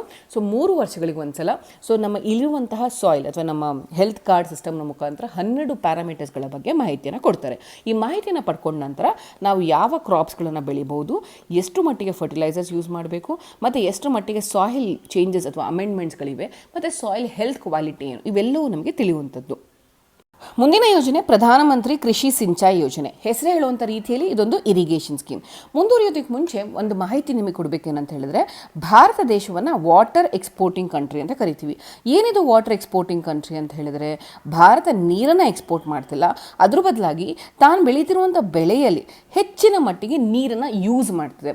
ಉದಾಹರಣೆ ಹೇಳಬೇಕಂತ ಹೇಳಿದ್ರೆ, 1 kg ರೈಸನ್ನು ಬೆಳೆಯೋದಕ್ಕೋಸ್ಕರ ಅಥವಾ 1 kg ಪ್ಯಾಡಿಯನ್ನು ನಾನು ಬೆಳಿಬೇಕಂತ ಹೇಳಿದ್ರೆ 15,000 ಲೀಟರ್ ನೀರನ್ನು ನಾನು ಬಳಸ್ತಾ ಇದ್ದೀನಿ. ಸೊ ಇಷ್ಟೊಂದು ಲೀಟರ್ ಆಫ್ ನೀರನ್ನ ಯೂಸ್ ಮಾಡಿ 1 kg ನಾನು ಪ್ಯಾಡಿ ಬೆಳೀತಿದ್ರೆ ನನ್ನ ಯೂಸ್ ಮಾಡ್ತಿರೋ ಒಂದು ವಾಟರ್ ಎಫಿಷಿಯನ್ಸಿ ತುಂಬ ಜಾಸ್ತಿ. ಅದೇ ಬೇರೆ ದೇಶಗಳಲ್ಲಾಗಿರ್ಬೋದು ಅಥವಾ ಎಫಿಷಿಯಂಟ್ ವಾಟರ್ ಮ್ಯಾನೇಜ್ಮೆಂಟ್ ಯೂಸ್ ಮಾಡಿದ್ರೆ 600 ಲೀಟರ್ ಸಾಕು 1 kg ಪ್ಯಾಡಿ ಬೆಳೆಯೋದಕ್ಕೆ. ಸೊ ಈ ನಿಟ್ಟಿನಲ್ಲಿ ಭಾರತವನ್ನು ಏನು ಕರಿತೀವಿ, ಓವರ್ ಯೂಸೇಜ್ ಆಫ್ ಇರಿಗೇಷನ್ ಅಂತ ಕರಿತಿದ್ದೀವಿ. ಸೊ ಈ ರೀತಿ ಹೆಚ್ಚಿನ ನೀರನ್ನು ಬಳಸೋದ್ರಿಂದ ನಮಗೆ ಒಂದು ವಾಟರ್ ಕ್ರೈಸಿಸ್ ಆಗುವಂಥ ಚಾನ್ಸಸ್ ಜಾಸ್ತಿ ಇದೆ. ಅಷ್ಟೇ ಇಲ್ಲದೆ ಇದು ಸಾಯಿಲ್ ಟೆಕ್ಸ್ಚರ್ ಅಂತ ಏನು ಕರಿತೀವಿ, ಸಾಯಿಲ್ ಹೆಲ್ತ್ ಅಥವಾ ಸಾಯಿಲ್ ಟೆಕ್ಸ್ಚರ್ ಏನಿದೆ ಅದನ್ನು ಕೂಡ ಎಫೆಕ್ಟ್ ಮಾಡ್ತಿದೆ. ಅಷ್ಟೇ ಇಲ್ಲದೆ ಎಷ್ಟೊಂದು ಸಲ ಇರಿಗೇಷನ್ ಜಾಸ್ತಿ ಬಳಸೋದ್ರಿಂದ ನೀವು ಪಂಜಾಬ್ ಹರಿಯಾಣ ಪ್ರದೇಶಗಳಲ್ಲಿ ನೋಡ್ಬೋದು. ಸೊ ಸಲೈನೈಸೇಷನ್ ಆಫ್ ಸಾಯಿಲ್ ಆಗಿದೆ ಅಂತ ಹೇಳ್ತೀವಿ. ಏನು ಸಲೈನೈಸೇಷನ್ ಅಂತ ಹೇಳಿದ್ರೆ, ಸೊ ಸಾಯಿಲಲ್ಲಿರುವಂತಹ ಸೋಡಿಯಂ ಅಂಶಗಳೇನಿರುತ್ತೆ ಅದು ನೀರು ಫ್ಲಡ್ ಆಗಿ ಅಲ್ಲಿರುವಂಥ ಅಂಶಗಳು ಮೇಲೆ ಬಂದ್ಬಿಡುತ್ತೆ. ಸೊ ಹೀಗಾಗಿ ಸಲನೈಸೇಷನ್ ಕೂಡ ಜಾಸ್ತಿ ಆಗ್ತಿದೆ. ಅಷ್ಟೇ ಅಲ್ಲದೆ ನೀವು ಎನ್ವಿರಾನ್ಮೆಂಟಲ್ಲಿ ನೋಡಿರ್ಬೋದು ಯುಟ್ರೋಫಿಕೇಷನ್ ಅಂತ ಹೇಳ್ಬಿಟ್ಟು. ಯುಟ್ರೋಫಿಕೇಷನ್ ಅಂತ ಹೇಳಿದ್ರೆ ಹೆಚ್ಚಿನ ನೀರಿನ ಅಂಶಗಳು, ಫರ್ಟಿಲೈಸರ್ಸ್ಗಳು ನೀರು ಜಾಸ್ತಿ ಹಾಕಿದಾಗ ಸಾಯಿಲಲ್ಲಿರುವಂಥ ಫರ್ಟಿಲೈಸರ್ಸ್ನ ಫ್ಲಡ್ ಮಾಡ್ಕೊಳ್ತಾ ಅದನ್ನೆಲ್ಲ ತೆಗೆದುಕೊಳ್ತಾ ಹೋಗ್ತಾ ಲೇಕ್ಗಳಲ್ಲಿ ಡೆಪಾಸಿಟ್ ಆಗ್ತಾ ಹೋಗುತ್ತೆ. ಸೊ ಯಾವಾಗ ಲೇಕಲ್ಲಿ ಹೆಚ್ಚಿನ ಸೋಡಿಯಂ ಅಂಶಗಳು, ಪೊಟ್ಯಾಷಿಯಂ ಅಂಶಗಳು ಡೆಪಾಸಿಟ್ ಆಗುತ್ತೆ ಆಗ ಅಲ್ಲಿ ಆಲ್ಗಲ್ ಬ್ಲೂಮ್ಸ್ ಅಂತ ಆಗುತ್ತೆ. ಆಲ್ಗಲ್ ಬ್ಲೂಮ್ ಆಗಿದ ತಕ್ಷಣ ಇದನ್ನು ಯುಟ್ರೋಫಿಕೇಷನ್ ಅಂತ ಕರಿತೀವಿ. ಸೊ ಈ ರೀತಿ ಇರಿಗೇಷನಿಂದ ಹೆಚ್ಚಿನ ನೀರನ್ನು ಬಳಸೋದ್ರಿಂದ ಅನುಕೂಲಗಳಿಗಿಂತ ಅನಾನುಕೂಲಗಳು ಜಾಸ್ತಿ ಮಾಡ್ಕೊಳ್ತೀವಿ. ಹೀಗಾಗಿ ನಾವೇನು ಮಾಡ್ಕೊಳ್ತಿದ್ದೀವಿ ಅಂತ ಹೇಳಿದ್ರೆ, ಪ್ರಧಾನಮಂತ್ರಿ ಕೃಷಿ ಸಿಂಚಾಯಿ ಯೋಜನೆಯ ಮುಖಾಂತರ ಇರಿಗೇಷನನ್ನು ಎಕ್ಸ್ಟೆಂಡ್ ಮಾಡ್ತಿದ್ದೀವಿ. ಎಕ್ಸ್ಟೆಂಡ್ ಮಾಡೋದು ಅಷ್ಟೇ ಅಲ್ಲದೆ ನಾವು ಹಾಕ್ತಿರುವಂಥ ಪ್ರತಿಯೊಂದು ಹನಿಯ ನೀರಿಗೆ ನಾನು ಏನು ಔಟ್ಕಮ್ ಅಥವಾ ಎಫಿಷಿಯನ್ಸಿನ ಪಡ್ಕೊಳ್ಬೇಕು ಅನ್ನೋದ್ರ ಬಗ್ಗೆ ನಾವು ಫಸ್ಟ್ ಟೈಮ್ ಯೋಚನೆ ಮಾಡ್ತಿದ್ದೀವಿ. ಸೊ ಇಲ್ಲಿಯವರೆಗೂ ನಾವು ಮಾಡುವಂಥ ಎಲ್ಲ ಯೋಜನೆಗಳ ಮುಖಾಂತರ ಇರಿಗೇಷನ್ ಫೆಸಿಲಿಟೀಸ್ನ ಎಕ್ಸ್ಟೆಂಡ್ ಮಾಡ್ತಿದ್ವಿ. ಬಟ್ ಪ್ರಧಾನಮಂತ್ರಿ ಕೃಷಿ ಸಿಂಚಾಯಿ ಯೋಜನೆ ಮುಖಾಂತರ ನಾನು ಯೂಸ್ ಮಾಡುವಂಥ ಪ್ರತಿ ಲೀಟರ್ ವಾಟರ್ಗೆ ಏನು ಎಫಿಷಿಯನ್ಸಿ ಅಥವಾ ಔಟ್ಕಮ್ನ ಪಡ್ಕೊಳ್ಬೇಕು ಅನ್ನೋದ್ರ ಬಗ್ಗೆ ನಾವು ನೋಡ್ತಿದ್ವಿ. ಅದೇ ಪ್ರಧಾನಮಂತ್ರಿ ಕೃಷಿ ಸಿಂಚಾಯಿ ಯೋಜನೆ ಒಂದು ಡಿಫ್ರೆಂಟ್ ಮಾಡೆಲ್ ಅಂತ ಹೇಳ್ಬೋದು. ಅಷ್ಟೇ ಅಲ್ಲದೆ ಮೊದಲನೇ unique feature water use efficiency. ಎರಡನೇ ಯುನೀಕ್ ಫೀಚರ್ ಏನು ಅಂತ ಹೇಳಿದ್ರೆ, ಪ್ರತಿಯೊಂದು ಡಿಸ್ಟ್ರಿಕ್ಟ್ ಲೆವೆಲಲ್ಲಿ ಡಿಸ್ಟ್ರಿಕ್ಟ್ ಇರಿಗೇಷನ್ ಪ್ಲಾನನ್ನು ಪ್ರಿಪೇರ್ ಮಾಡ್ತಾರೆ. ಆ ಡಿಸ್ಟ್ರಿಕ್ಟ್ ಇರಿಗೇಷನ್ ಪ್ಲಾನ್ ಎಲ್ಲ ಡಿಸ್ಟ್ರಿಕ್ಟ್ಸ್ಗಳು ಸೇರಿ ಸ್ಟೇಟ್ ಇರಿಗೇಷನ್ ಪ್ಲಾನ್ ಅಂತ ಮಾಡ್ತಾರೆ. ಸೊ ಈ ರೀತಿ ಮೊಟ್ಟ ಮೊದಲ ಬಾರಿಗೆ ವಾಟರ್ ಪ್ಲಾನಿಂಗ್, ವಾಟರ್ ರಿಸೋರ್ಸ್ ಪ್ಲಾನಿಂಗನ್ನು ನಾವು ಡಿಸ್ಟ್ರಿಕ್ಟ್ ಲೆವೆಲಲ್ಲಿ, ಸ್ಟೇಟ್ ಲೆವೆಲಲ್ಲಿ ಡಿಸೆಂಟ್ರಲೈಸ್ ಮೆಥಡಾಲಜಿ ಮುಖಾಂತರ ಮಾಡ್ತಿರುವಂಥದ್ದು. ಸೊ ಜ್ಞಾಪಕ ಇಟ್ಕೊಳ್ಳಿ, ವಾಟರ್ ಪ್ಲಾನಿಂಗ್ ಕೂಡ ನಾವು ಮಾಡ್ತಿರುವಂಥದ್ದು. ಸೊ ಮುಂದುವರೆದು ಈ ಒಂದು ಪ್ರಧಾನಮಂತ್ರಿ ಕೃಷಿ ಸಿಂಚಾಯಿ ಯೋಜನೆಯ 4 ಕಾಂಪೊನೆಂಟ್ಗಳು ಯಾವಿದೆ ಅದನ್ನು ಅರ್ಥ ಮಾಡ್ಕೊಳ್ಳೋಣ. ಸೊ ಮೊದಲನೇ component accelerated irrigation benefit program. ಹೆಸರೇ ಹೇಳ್ತಿರುವಂಥ ರೀತಿಯಲ್ಲಿ ಈಗ ಆಲ್ರೆಡಿ ಇರುವಂಥ ಇರಿಗೇಷನ್ ಪ್ರೋಗ್ರಾಮ್ಗಳು ಹಲವಾರು ಕಾರಣಗಳಿಂದಾಗಿ ನಿಂತೋಗಿರುತ್ತೆ. ಸೊ ಅಂತಹ ಪ್ರಾಜೆಕ್ಟ್ಸ್ಗಳನ್ನು ಐಡೆಂಟಿಫೈ ಮಾಡಿ ತ್ವರಿತಗತಿಯಲ್ಲಿ ಅದನ್ನು ಮುಗಿಸ್ಕೊಳ್ಳುವಂಥದ್ದೇ accelerated irrigation benefit programme. Okay, ಮುಂದಿನ ಪ್ರಧಾನಮಂತ್ರಿ ಕೃಷಿ ಸಿಂಚಾಯಿ ಯೋಜನಾ ಎರಡನೇ ಯೋಜನೆ ಏನು ಅಂದರೆ ಹರ್ ಖೇತ್ ಕೋ ಪಾನಿ. ಸೊ ಪ್ರತಿಯೊಂದು ಹೊಲಕ್ಕೂ ಕೂಡ, ಪ್ರತಿಯೊಂದು ಭೂಮಿಗೂ ಕೂಡ ನಾವು ನೀರನ್ನು ಕೊಡಬೇಕು. ಅಂದರೆ ಈ ಒಂದು ಯೋಜನೆಯ ಮುಖಾಂತರ ನಾವೇನು ಮಾಡ್ತಿದ್ದೀವಿ ಅಂತ ಹೇಳಿದ್ರೆ, ಹೆಚ್ಚಿನ ರೀತಿಯಲ್ಲಿ ಇರಿಗೇಷನ್ನ ಎಕ್ಸ್ಟೆಂಡ್ ಮಾಡ್ತಿದ್ದೀವಿ ಬೇರೆ ಬೇರೆ ಭೂಪ್ರದೇಶಗಳಿಗೆ. ಉದಾಹರಣೆ, ನಾವು ಮೈನರ್ ಇರಿಗೇಷನ್ ಮಾಡುವಂಥ ಮುಖಾಂತರ, ಸರ್ಫೇಸ್ ಇರಿಗೇಷನ್ ಆಗಿರ್ಬೋದು ಅಥವಾ ಗ್ರೌಂಡ್ ಇರಿಗೇಷನ್ ಮುಖಾಂತರ ನಾವು ಇರಿಗೇಷನ್ ಫೆಸಿಲಿಟೀಸ್ನ ಎಕ್ಸ್ಟೆಂಡ್ ಮಾಡೋದನ್ನು ಹರ್ ಖೇತ್ ಕೋ ಪಾನಿ ಅಂತ ಹೇಳ್ತಿರುವಂಥದ್ದು. ಸೊ ಮುಂದುವರೆದು ಪರ್ ಡ್ರಾಪ್ ಮೋರ್ ಕ್ರಾಪ್ ಅಂತ ಹೇಳಿದ್ರೆ, ಪ್ರತಿಯೊಂದು ನೀರಿನ ಹನಿಗೂ ಹೆಚ್ಚಿನ ನಾವು ಬೆಳೆಯನ್ನು ಬೆಳಿಬೇಕು. ಅಂದರೆ ವಾಟರ್ ಯೂಸ್ ಎಫಿಷಿಯನ್ಸಿ ಬಗ್ಗೆ ಈ ಪ್ರೋಗ್ರಾಮ್ನಲ್ಲಿ ನಾವು ಫೋಕಸ್ ಮಾಡ್ತಿರುವಂಥದ್ದು. ಅದಕ್ಕೋಸ್ಕರ ನಾವು ವಾಟರ್ ಯೂಸ್ ಎಫಿಷಿಯನ್ಸಿ ಜಾಸ್ತಿ ಮಾಡಬೇಕಂದ್ರೆ ಏನು ಮಾಡ್ತೀವಿ, ಸರ್ಫೇಸ್ ಇರಿಗೇಷನ್ಸ್ ಯೂಸ್ ಮಾಡೋದ್ರಿಂದ ಅದು ಸಾಧ್ಯವಾಗೋದಿಲ್ಲ. ಅದಕ್ಕೇನು ಮಾಡ್ತೀವಿ, ಡ್ರಿಪ್ ಇರಿಗೇಷನ್ ಮತ್ತು ಸ್ಪ್ರಿಂಕ್ಲರ್ ಇರಿಗೇಷನ್ ಅಂತ ಕರಿತೀವಿ. ಸೊ ಜ್ಞಾಪಕ ಇಟ್ಕೊಳ್ಳಿ, ಇರಿಗೇಷನ್ ವಿಷಯಕ್ಕೆ ಬಂದಾಗ ಮ್ಯಾಕ್ರೋ ಇರಿಗೇಷನ್ ಅಂತ ಬರುತ್ತೆ, ಮೈಕ್ರೋ ಇರಿಗೇಷನ್ ಅಂತ ಬರುತ್ತೆ. ಸೊ ಮ್ಯಾಕ್ರೋ ಇರಿಗೇಷನ್ ಅಂತ ಹೇಳಿದರೆ ನೀವು ಕೆನಲಿಂದ ಬಳಸುವಂಥದ್ದು ಅಥವಾ ಟನಲ್ಗಳಲ್ಲಿ ಬಿಡುವಂಥದ್ದು, ಇವೆಲ್ಲವೂ ಮ್ಯಾಕ್ರೋ ಇರಿಗೇಷನಿಗೆ ಬಂದರೆ. ಮೈಕ್ರೋ ಇರಿಗೇಷನಿಗೆ ಬಂದಾಗ ಸ್ಪ್ರಿಂಕ್ಲರ್ ಇರಿಗೇಷನ್, ಡ್ರಿಪ್ ಇರಿಗೇಷನ್ ಸಿಸ್ಟಮ್ಸ್ಗಳು ಬರುತ್ತೆ. ಸೊ ನಾವು ಈ ಒಂದು ಇರಿಗೇಷನ್ ಸಿಸ್ಟಮ್ನಿಂದ ಯಾವಾಗಲೂ ಮ್ಯಾಕ್ರೋ ಮೇಲೆ ಫೋಕಸ್ ಮಾಡ್ತಿದ್ವಿ. ಈಗ ಪ್ರಧಾನಮಂತ್ರಿ ಕೃಷಿ ಸಿಂಚಾಯಿ ಯೋಜನೆ ಲಾಂಚ್ ಮಾಡುವ ಮುಖಾಂತರ ಮ್ಯಾಕ್ರೋಯಿಂದ ಮೈಕ್ರೋ ಇರಿಗೇಷನ್ ಸಿಸ್ಟಮ್ಸ್ಗಳನ್ನು ನಾವು ಪ್ರಾಕ್ಟೀಸ್ ಮಾಡ್ತಿದ್ವಿ. ಹೀಗಾಗಿ ಹೆಚ್ಚಿನ ರೀತಿಯಲ್ಲಿ ಸ್ಪ್ರಿಂಕ್ಲರ್ ಇರಿಗೇಷನ್, ಡ್ರಿಪ್ ಇರಿಗೇಷನ್ನ ಫಾಲೋ ಮಾಡೋ ಮುಖಾಂತರ ನಾವು ರೂಟ್ಗಳಿಗೆ ನಾವು ನೀರನ್ನು ಬಿಡೋ ಮುಖಾಂತರ ಕಡಿಮೆ ನೀರನ್ನು ಬಳಸ್ತಿದ್ವಿ, ಎಫಿಷಿಯೆಂಟಾಗಿ ಬಳಸ್ತಿದ್ವಿ. ಇದರಿಂದ ಆಗುವಂಥ ಅನೇಕ ಅನಾನುಕೂಲಗಳನ್ನ ಹೇಳಿದ್ನಲ್ಲ, ಇದನ್ನೆಲ್ಲ ನಾವು ತಡೆಗಟ್ಟಬಹುದು. ಸೊ ಅದೇ ಪ್ರಧಾನಮಂತ್ರಿ Krishi Sinchayee Yojana per drop more crop. So ಮುಂದುವರಿದು watershed development. So watershed development ಅಂದರೆ ಏನು? ಸೊ ನೀರು ಅಥವಾ ನದಿ ಹರಿಯುವಂಥ ಎಲ್ಲ ಪ್ರದೇಶವನ್ನು ಸಮತೋಲುಮುಖವಾಗಿ ಬೆಳವಣಿಗೆಯನ್ನು ಮಾಡಬೇಕು. ಮಾಡಿಲ್ಲ ಅಂದರೆ ಏನಾಗುತ್ತೆ, ನೀವು ನೋಡಿರ್ಬೋದು ಉತ್ತರಾಖಂಡಲ್ಲಿ ಫ್ಲ್ಯಾಶ್ ಫ್ಲಡ್ಸ್ ಅಂತ ಆಯಿತು. ಯಾಕಂತ ಹೇಳಿದ್ರೆ ಹೇಳಿದ್ರೆ ನದಿ ಅರಿತಾ ತನ್ನ ಬೇಸನ್ನು ಶಿಫ್ಟ್ ಮಾಡ್ತಾ ಇರುತ್ತೆ. ಆ ಶಿಫ್ಟ್ ಮಾಡುವಂಥ ಪ್ರದೇಶವನ್ನು ನಾವು ನದಿಗೋಸ್ಕರ ಸೀಮಿತವಾಗಿಡಬೇಕು. ಇಡದೇ ಇರುವಂಥ ಸಂದರ್ಭದಲ್ಲಿ ಫ್ಲ್ಯಾಶ್ ಫ್ಲಡ್ಸ್ ಅಥವಾ ಈ ಥರ ಸೆಡಿಮೆಂಟೇಷನ್ ಎಲ್ಲ ಚೇಂಜ್ ಆಗೋ ಸಾಧ್ಯತೆ ಹೆಚ್ಚು. ಸೊ ಈ ನಿಟ್ಟಿನಲ್ಲಿ ವಾಟರ್ ಶೆಡ್ ಡೆವಲಪ್ಮೆಂಟ್ ಮಾಡೋದಕ್ಕೋಸ್ಕರ ನದಿಯ ರನ್ ಆಫ್ ಆ ಸರ್ಫೇಸ್ ಏನಿರುತ್ತೆ ಮತ್ತು ಅಲ್ಲಿರುವಂಥ ಸಾಯಿಲ್ ಮತ್ತು ಮಾಯ್ಶ್ಚರ್ ಕನ್ಸರ್ವೇಷನ್ ಆ್ಯಕ್ಟಿವಿಟೀಸ್ಗಳನ್ನು ತೆಗೆದುಕೊಳ್ತಾರೆ. ಅದನ್ನೇ ವಾಟರ್ ಶೆಡ್ ಡೆವಲಪ್ಮೆಂಟ್ ಅಂತ ಹೇಳೋದು. ಸೊ ಜ್ಞಾಪಕ ಇಟ್ಕೊಳ್ಳಿ 4 ಕಾಂಪೊನೆಂಟು. ಒಂದು ಆಕ್ಸಿಲೇಟೆಡ್ ಇರಿಗೇಷನ್ ಬೆನಿಫಿಟ್ ಪ್ರೋಗ್ರಾಮ್, ಇರುವಂತಹ ಆನ್ಗೋಯಿಂಗ್ ಇರಿಗೇಷನ್ ಪ್ರಾಜೆಕ್ಟ್ಸ್ಗಳನ್ನು ತ್ವರಿತಗತಿಯಲ್ಲಿ ಮುಗಿಸುವಂಥದ್ದು. ಎರಡನೇದಾಗಿ ಹರ್ ಕೇತ್ಕೋ ಪಾನಿ ಅಂದರೆ ಪ್ರತಿಯೊಂದು ಹೊಲ ಗದ್ದೆಗಳಿಗೆ ನೀರನ್ನು ಒದಗಿಸುವಂಥದ್ದು. ಮೂರನೇದು ಪರ್ ಡ್ರಾಪ್ ಮೋರ್ ಕ್ರಾಪ್ ಅಂದರೆ ಹೆಚ್ಚಿನ ಒಂದು ಹನಿಗೆ ಹೆಚ್ಚಿನ ಬೆಳೆಯನ್ನು ಬೆಳೆಯುವಂಥದ್ದು. ನಾಲ್ಕನೇದು ನದಿ ಮತ್ತು ವಾಟರ್ ಶೆಡ್ ಅದರ ಸುತ್ತ ಇರುವಂಥ ವಾಟರ್ ಶೆಡ್ಗಳನ್ನು ಹೆಚ್ಚಿನ ರೀತಿಯಲ್ಲಿ ಬೆಳವಣಿಗೆ ಮಾಡುವಂಥದ್ದು. ಸೊ ಫಂಡಿಂಗ್ ಪ್ಯಾಟರ್ನಿಗೆ ಬಂದಾಗ ಸೆಂಟರ್ ಮತ್ತು ಸ್ಟೇಟು 75:25 ಮಾಡ್ತಿದೆ. ಸೊ ಇದು ಸೆಂಟರ್ ಸೆಕ್ಟರ ಸೆಂಟರ್ ಸ್ಪಾನ್ಸರ್ಡ ಜ್ಞಾಪಿಸ್ಕೊಳ್ಳಿ. ಎಲ್ಲಿ ಸೆಂಟರ್ ಮತ್ತು ಸ್ಟೇಟ್ ಎರಡು ಕಾಂಟ್ರಿಬ್ಯೂಟ್ ಮಾಡುತ್ತೆ, ಸೆಂಟರ್ ಸೆಕ್ಟರ ಸೆಂಟ್ರಲ್ ಸ್ಪಾನ್ಸರ್ಡ. ಸೊ ಇದೊಂದು ಸೆಂಟ್ರಲ್ ಸ್ಪಾನ್ಸರ್ಡ್ ಸ್ಕೀಮ್. ಸೊ ಮುಂದುವರೆದು ನಾರ್ತ್ ಈಸ್ಟ್ ಮತ್ತು ಹಿಲಿ ಸ್ಟೇಟ್ಸ್ ಬಂದಾಗ 90:10. ಇಷ್ಟೇ ಅಲ್ಲದೆ ಈ ಒಂದು ಪ್ರೋಗ್ರಾಮ್ನ ಯುನೀಕ್ ಥಿಂಗ್ ಏನು ಜ್ಞಾಪಕ ಇಟ್ಕೊಳ್ಬೇಕು ಅಂತ ಹೇಳಿದ್ರೆ ಲಾಂಗ್ ಟರ್ಮ್ ಇರಿಗೇಷನ್ ಫಂಡ್. ಈಗ ನಾವು ನೋಡಿರ್ಬೋದು ನೀವು ಎಷ್ಟೊಂದು ಕಡೆ ಬೆಳವಣಿಗೆಗೋಸ್ಕರ ಮುದ್ರಾ ಯೋಜನೆಯಲ್ಲಿ ಲಾಂಚ್ ಮಾಡ್ತೀವಿ, ಮುದ್ರಾ ಫಂಡ್ ಮಾಡ್ತೀವಿ, ನಿರ್ಭಯ ಫಂಡ್ ಮಾಡ್ತೀವಿ. ಇದೇ ರೀತಿಯಲ್ಲಿ ಇರಿಗೇಷನ್ನ ಡೆವಲಪ್ಮೆಂಟ್ ಮಾಡೋದಕ್ಕೋಸ್ಕರ ಲಾಂಗ್ ಟರ್ಮ್ ಇರಿಗೇಷನ್ ಫಂಡ್ ಅನ್ನೋದನ್ನು ಸೆಟಪ್ ಮಾಡಿದೆ.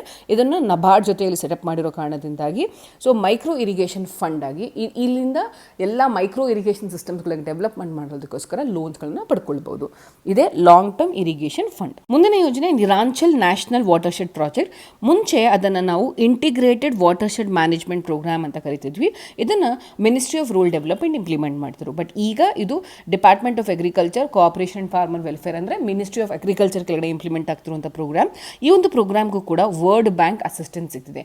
ಯಾವೆಲ್ಲ ಪ್ರೋಗ್ರಾಮ್ಸ್ಗಳಿಗೆ ಇಂಟರ್ನ್ಯಾಷನಲ್ ಸಪೋರ್ಟ್ ಸಿಗುತ್ತೆ ಆ ಪ್ರೋಗ್ರಾಮ್ಗಳನ್ನ ನೀವು ಜ್ಞಾಪಕ ಇಟ್ಕೊಳ್ಬೇಕಾಗತ್ತೆ. ಸೊ ಮುಂದುವರೆದು ನಿರಾಂಚಲ್ ಅಂದರೆ ಅಥವಾ ವಾಟರ್ ಶೆಡ್.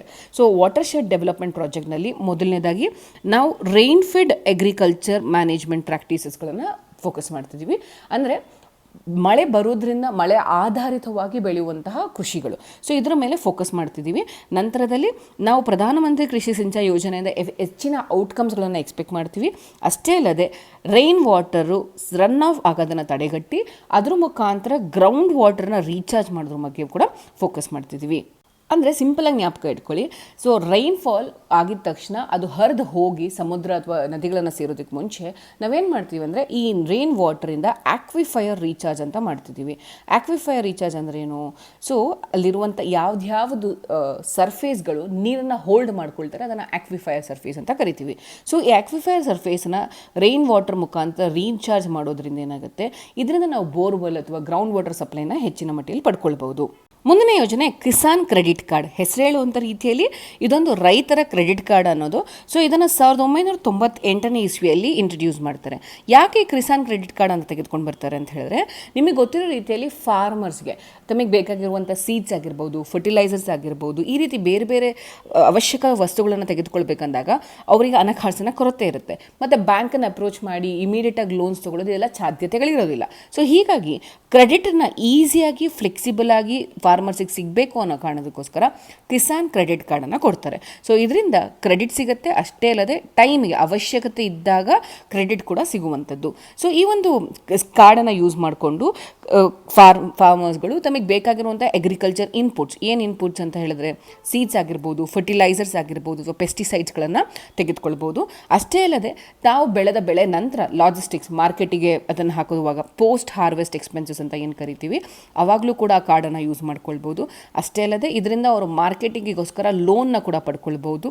ಮುಂದುವರಿದು ಅವ್ರಿಗೆ ಬೇಕಾಗಿರುವಂಥ ಮನೆಗೆ ಕನ್ಸಂಪ್ಷನ್ ನೀಡ್ಸಿಗೋಸ್ಕರ ಕೂಡ ದುಡ್ಡನ್ನು ಬಳಸ್ಕೊಳ್ಬೋದು. ಮತ್ತು ಫಾರ್ಮರ್ ಆ್ಯಕ್ಟಿವಿಟೀಸ್ ಏನಿದೆ, ಅಗ್ರಿಕಲ್ಚರ್ ಮತ್ತು ಅಲೈಡ್ ಆ್ಯಕ್ಟಿವಿಟೀಸ್ ಏನಿದೆ, ಅದಕ್ಕೆ ಇನ್ವೆಸ್ಟ್ಮೆಂಟ್ಸ್ ಕೂಡ ಈ ಕಾರ್ಡನ್ನು ಮುಖಾಂತರ ಪಡ್ಕೊಳ್ಬೋದು. ಸೊ ಈ ಸ್ಕೀಮನ್ನು ಒಂದು ಕಾಂಪ್ರಹೆನ್ಸಿವ್ ಕ್ರೆಡಿಟ್ ರಿಕ್ವೈರ್ಮೆಂಟ್ ಸ್ಕೀಮ್ ಅಂತ ಕರಿತೀವಿ. ಬಿಕಾಸ್ ಒಬ್ಬ ರೈತನಿಗೆ ಬೇಕಾಗಿರುವಂಥ ಎಲ್ಲ ಆಯಾಮದಲ್ಲಿ ಬೇಕಾಗಿರುವಂಥ ಲೋನನ್ನು ಈ ಕ್ರೆಡಿಟ್ ಮುಖಾಂತರ ಪಡ್ಕೊಳ್ಬೋದು. ಈ ಒಂದು ಯೋಜನೆಯನ್ನು ಇಂಪ್ಲಿಮೆಂಟ್ ಮಾಡೋದಕ್ಕೋಸ್ಕರ ನಮ್ಮಲ್ಲಿ ಕಮರ್ಷಿಯಲ್ ಬ್ಯಾಂಕ್ಸ್ ಇದ್ದಾರೆ, ರೀಜನಲ್ ರೂರಲ್ ಬ್ಯಾಂಕ್ಸ್ ಇದ್ದಾರೆ, ಸ್ಟೇಟ್ ಕೋಆಪರೇಟಿವ್ ಬ್ಯಾಂಕ್ಸ್ ಕೂಡ ಇವೆ. ಅಷ್ಟೇ ಅಲ್ಲದೆ ಈ ಒಂದು ಕ್ರೆಡಿಟ್ ಕಾರ್ಡ್ನ ಮುಖಾಂತರ ಆಕ್ಸಿಡೆಂಟ್ ಕವರೇಜ್ ಮತ್ತು ಪರ್ಮನೆಂಟ್ ಡಿಸಬಿಲಿಟಿ ಕವರೇಜ್ ಕೂಡ ಕೊಡುವಂಥದ್ದು.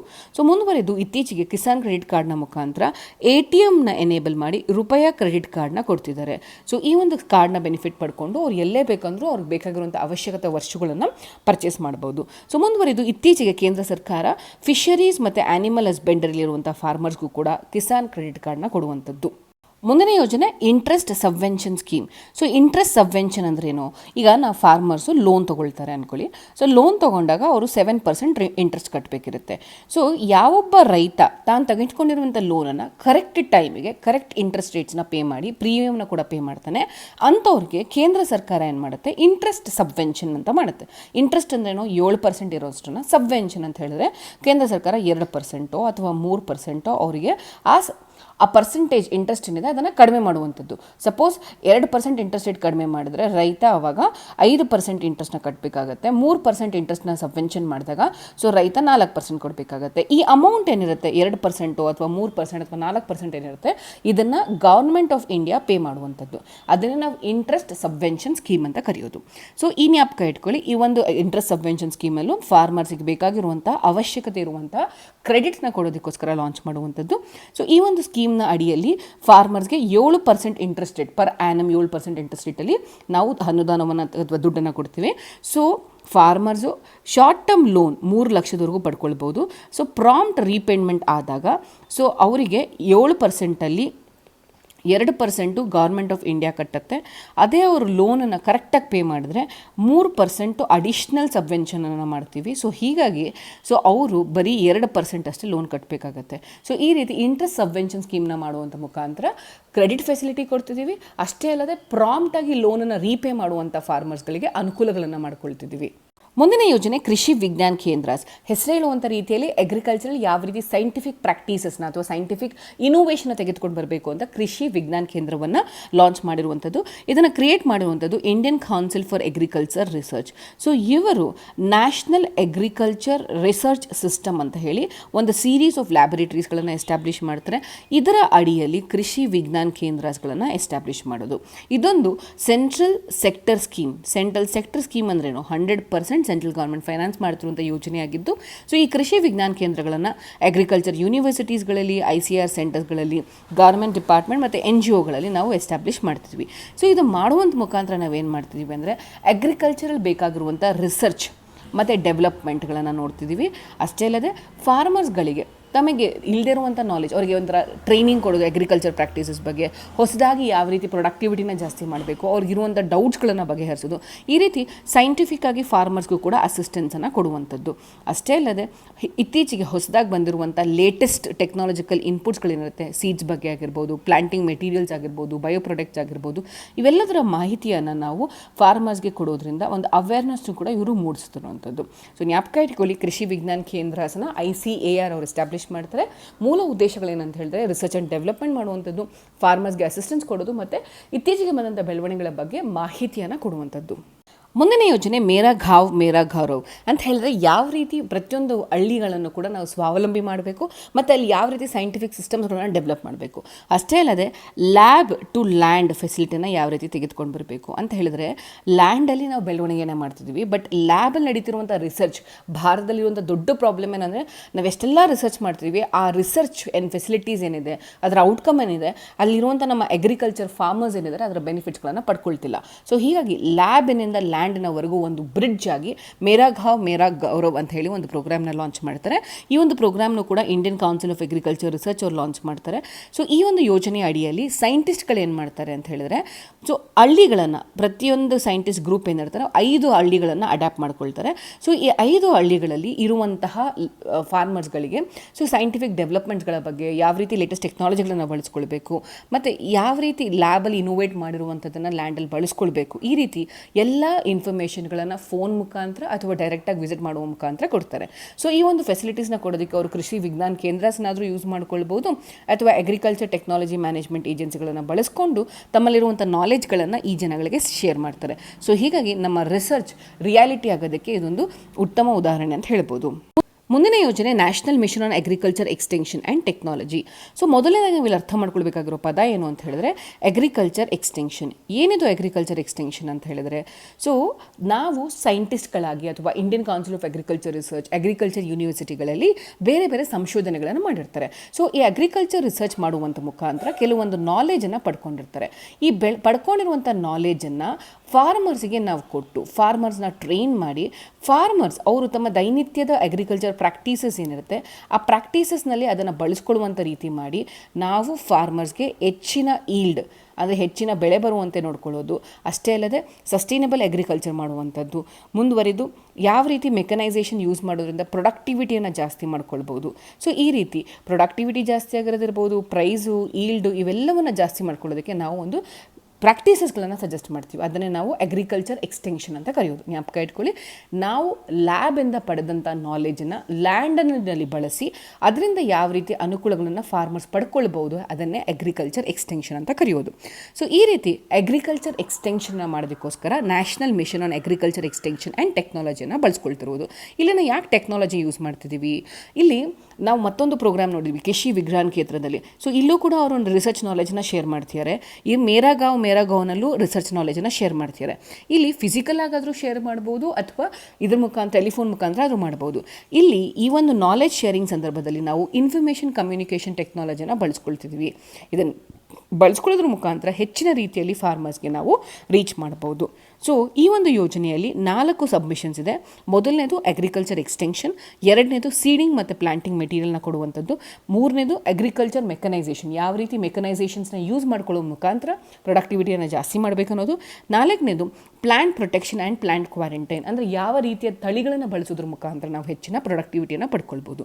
ಇವೆಲ್ಲವೂ ನ್ಯಾಷನಲ್ ಮಿಷನ್ನ ಒಂದು ಅಂಗವಾಗಿದೆ. ಮುಂದಿನ ಯೋಜನೆ strengthening and modernisation of pest management approach in the country. ಹೆಸರೇ ಹೇಳುವಂಥ ರೀತಿಯಲ್ಲಿ ಯಾವ ರೀತಿ ನಾವು ಪೆಸ್ಟ್ಗಳನ್ನು ತಡೆಗಟ್ಟಬೇಕು ಮತ್ತು ಯಾವ ರೀತಿ ಪೆಸ್ಟಿಸೈಡ್ಸ್ಗಳ ಯೂಸೇಜನ್ನು, ಕೆಮಿಕಲ್ ಫರ್ಟಿಲೈಸರ್ಸ್ ಏನಿರುತ್ತೆ, ಕೆಮಿಕಲ್ ಪೆಸ್ಟಿಸೈಡ್ಸ್ ಏನಿರುತ್ತೆ ಅದರ ಯೂಸೇಜನ್ನು ಎಷ್ಟು ಮಿನಿಮಮ್ ಮಾಡಬೇಕು ಮತ್ತು ಯಾವ ರೀತಿ ಉಪಯೋಗಿಸ್ಬೇಕು, ಇವೆಲ್ಲವನ್ನು ನಾವು ಈ ಒಂದು ಯೋಜನೆಯಲ್ಲಿ ನೋಡುವಂಥದ್ದು. ಸೊ ಇಲ್ಲಿ ಕ್ರಾಪ್ ಪ್ರೊಡಕ್ಷನ್ನ ಜಾಸ್ತಿ ಮಾಡ್ತಿದ್ದೀವಿ, ಇನ್ಪುಟ್ ಕಾಸ್ಟನ್ನ ಕಡಿಮೆ ಮಾಡಬೇಕು ನಾವು, ಮತ್ತು ಯೂಸ್ ಮಾಡ್ತಿರುವಂಥ ಕೆಮಿಕಲ್ ಫೆಸ್ಟಿಸೈಡ್ಸ್ ಏನಿದೆ ಅದನ್ನು ಕಡಿಮೆಯಲ್ಲಿ ಯೂಸ್ ಮಾಡಬೇಕು. ಅಷ್ಟೇ ಅಲ್ಲದೆ ಇದರಿಂದ ಆಗುವಂಥ ಎನ್ವಿರಾನ್ಮೆಂಟಲ್ ಪೊಲ್ಯೂಷನ್ ಏನಿದೆ ಅದನ್ನು ಕೂಡ ತಡೆಗಟ್ಟಬೇಕು. ಇವೆಲ್ಲ ನಿಟ್ಟನ್ನು ಗಮನದಲ್ಲಿಟ್ಕೊಂಡು ಈ ಒಂದು ಯೋಜನೆಯನ್ನು ಲಾಂಚ್ ಮಾಡಿರೋದು. ಇದೊಂದು ಸೆಂಟ್ರಲ್ ಸೆಕ್ಟರ್ ಸ್ಕೀಮ್ ಆಗಿ ಇಂಟಿಗ್ರೇಟೆಡ್ ಪೆಸ್ಟ್ ಮ್ಯಾನೇಜ್ಮೆಂಟ್ ಸೆಂಟರ್ಸ್ ಅಂತ ಏನಿದೆ, ಸೊ ಇವು ಪ್ರೋಗ್ರಾಮನ್ನು ಇಂಪ್ಲಿಮೆಂಟ್ ಮಾಡುತ್ತೆ. ಸೊ ಮುಂದಿನ ಪ್ರೋಗ್ರಾಮ್ ರಾಷ್ಟ್ರೀಯ ಕೃಷಿ ವಿಕಾಸ್ ಯೋಜನಾ ರಫ್ತಾರ್. ರಫ್ತಾರ್ ಅಂತ ಹೇಳಿದ್ರೇನು, remunerative approach for agriculture and allied services ಅಂತ ಹೇಳಿದ್ರೆ, ನಾವು ಅಗ್ರಿಕಲ್ಚರಿಂದ ಮತ್ತು ಅಗ್ರಿಕಲ್ಚರ್ ಸಂಬಂಧಪಟ್ಟಂಥ ಅಲೈಡ್ ಸರ್ವೀಸಸ್ ಏನಿದೆ ಅದ್ರ ಮುಖಾಂತರ ನಾವು ಯಾವ ರೀತಿ ರಿನ್ಯೂಮರೇಟಿವ್ ಅಂದರೆ ಫಾರ್ಮರ್ಸ್ಗೆ ಬೆನಿಫಿಟ್, ಇನ್ಕಮ್ ಜಾಸ್ತಿ ಆಗುವಂಥ ಅಗ್ರಿಕಲ್ಚರ್ ಪ್ರಾಕ್ಟೀಸಸ್ನ ಯಾವ ರೀತಿ ಫೈಂಡ್ ಔಟ್ ಮಾಡ್ಕೊಳ್ಬೇಕು ಮತ್ತು ಅದನ್ನು ಫೈಂಡ್ ಔಟ್ ಮಾಡೋದ್ರ ಮುಖಾಂತರ ಯಾವ ರೀತಿ ನಾವು ಅಗ್ರಿಕಲ್ಚರ್ನ ರಿಜ್ಯುವಿನೇಟ್ ಮಾಡಬೇಕು, ಇವೆರಡು ಆಬ್ಜೆಕ್ಟಿವ್ ಇಟ್ಕೊಂಡು ರಾಷ್ಟ್ರೀಯ ವಿಕಾಸ್ ಯೋಜನಾ ಅಡಿಯಲ್ಲಿ ನಾವು ರಫ್ತಾರ್ ಯೋಜನೆಯನ್ನು ಲಾಂಚ್ ಮಾಡಿರುವಂಥದ್ದು. ಸೊ ಈ ಯೋಜನೆ ಮುಖಾಂತರ ಏನು ಮಾಡ್ತೀವಿ ಅಂತ ಹೇಳಿದ್ರೆ, ಫಾರ್ಮರ್ಸ್ ಎಫರ್ಟ್ಸ್ನ ಕಡಿಮೆ ಮಾಡುವಂಥ ಮುಖಾಂತರ ರಿಸ್ಕ್ ಮಿಟಿಗೇಷನ್ ಕಡಿಮೆ ಮಾಡ್ತೀವಿ, ಅಗ್ರಿಕಲ್ಚರ್ ಬಿಸ್ನೆಸ್ ಎಂಟರ್ಪ್ರಿನರ್ಶಿಪ್ನ ಜಾಸ್ತಿ ಮಾಡ್ತೀವಿ. ಅಷ್ಟೇ ಅಲ್ಲದೆ ಯೂತ್ಗಳು ಯಾರು ಅಗ್ರಿಕಲ್ಚರಿಂದ ದೂರ ಹೊರಡುತ್ತಿದ್ದಾರೆ ಅಂಥ ಯೂತ್ಗಳ ಸ್ಕಿಲ್ ಡೆವಲಪ್ಮೆಂಟ್ ಮಾಡೋ ಮುಖಾಂತರ ಮತ್ತೊಮ್ಮೆ ಅವರನ್ನು ಅಗ್ರಿಕಲ್ಚರ್ಗೆ ವಾಪಸ್ ತೆಗೆದುಕೊಂಡು ಬಂದು ಕ್ರಾಪ್ ಡೈವರ್ಸಿಫಿಕೇಷನ್ ಮಾಡೋ ಮುಖಾಂತರ ಹೆಚ್ಚಿನ ಆದಾಯನ ತೆಗೆದುಕೊಂಡು ಬರ್ತಿದ್ದೀವಿ, ಗ್ರೀನ್ ರೆವಲ್ಯೂಷನ್ನ ಎಕ್ಸ್ಟೆಂಡ್ ಮಾಡ್ತಿದ್ದೀವಿ, ಸಾಯಿಲ್ ಪ್ರಾಬ್ಲಮ್ಸ್ ಮತ್ತು ಸಾಯಿಲ್ ಹೆಲ್ತನ್ನ ಇಂಪ್ರೂವೈಸ್ ಮಾಡ್ತಿದ್ದೀವಿ. ಈ ರೀತಿ ಅಗ್ರಿಕಲ್ಚರ್ನ ರಿನ್ಯೂಮರೇಟಿವ್ ಮಾಡೋದಕ್ಕೋಸ್ಕರ ಯಾವೆಲ್ಲ ಪ್ಲಾನ್ಗಳನ್ನು ಮಾಡಬೇಕು ಅದನ್ನು ನಾವು ರಾಷ್ಟ್ರೀಯ ಕೃಷಿ ವಿಕಾಸ್ ಯೋಜನೆ ಅಡಿಯಲ್ಲಿ ಮಾಡ್ತಿರುವಂಥದ್ದು. ಮುಂದುವರೆದು ಅಗ್ರಿಕಲ್ಚರ್ ಸಂಬಂಧಪಟ್ಟಂತೆ ಮಾರ್ಕೆಟಿಂಗ್ ವಿಷಯ ಆಗಿರ್ಬೋದು ಅಥವಾ ಸಸ್ಟೈನಬಲ್ ಅಗ್ರಿಕಲ್ಚರ್ ಆಗಿರ್ಬೋದು ಅಥವಾ ಆರ್ಗ್ಯಾನಿಕ್ ಫಾರ್ಮಿಂಗ್ ಆಗಿರ್ಬೋದು, ಅಷ್ಟೇ ಅಲ್ಲದೆ ಆ್ಯನಿಮಲ್ ಹಸ್ಬೆಂಡರಿ, ಪಿಗ್ಗರಿ, ಡೈರಿ ಡೆವಲಪ್ಮೆಂಟ್, ಈ ರೀತಿ ಹಲವಾರು ಯೋಜನೆಗಳಿವೆ. ಈ ಒಂದು ಯೋಜನೆಗಳನ್ನು ನಾನು ಮುಂದಿನ ವೀಡಿಯೋದಲ್ಲಿ ಕಂಟಿನ್ಯೂ ಮಾಡ್ತೀನಿ. ಸೊ ಈಗ ನೀವೇನು ಮಾಡಬೇಕು ಅಂತ ಹೇಳಿದ್ರೆ, ನಾವು ಡಿಸ್ಕಸ್ ಮಾಡಿರುವಂಥ ಎಲ್ಲ ಯೋಜನೆಗಳನ್ನು ಕೆಟಗರೈಸ್ ಮಾಡಿ ಅದರ ಆಬ್ಜೆಕ್ಟಿವ್ಸ್ ಏನು, ಯಾವ ವರ್ಷ ಎಸ್ಟಾಬ್ಲಿಷ್ ಆಗಿತ್ತು, ಫಂಡಿಂಗ್ ಪ್ಯಾಟರ್ನ್ ಇವಿಷ್ಟುಗಳನ್ನು ನೀವು ಜ್ಞಾಪಕ ಇಟ್ಕೊಳ್ಳೋದಕ್ಕೆ ಟ್ರೈ ಮಾಡಿ. ಧನ್ಯವಾದಗಳು.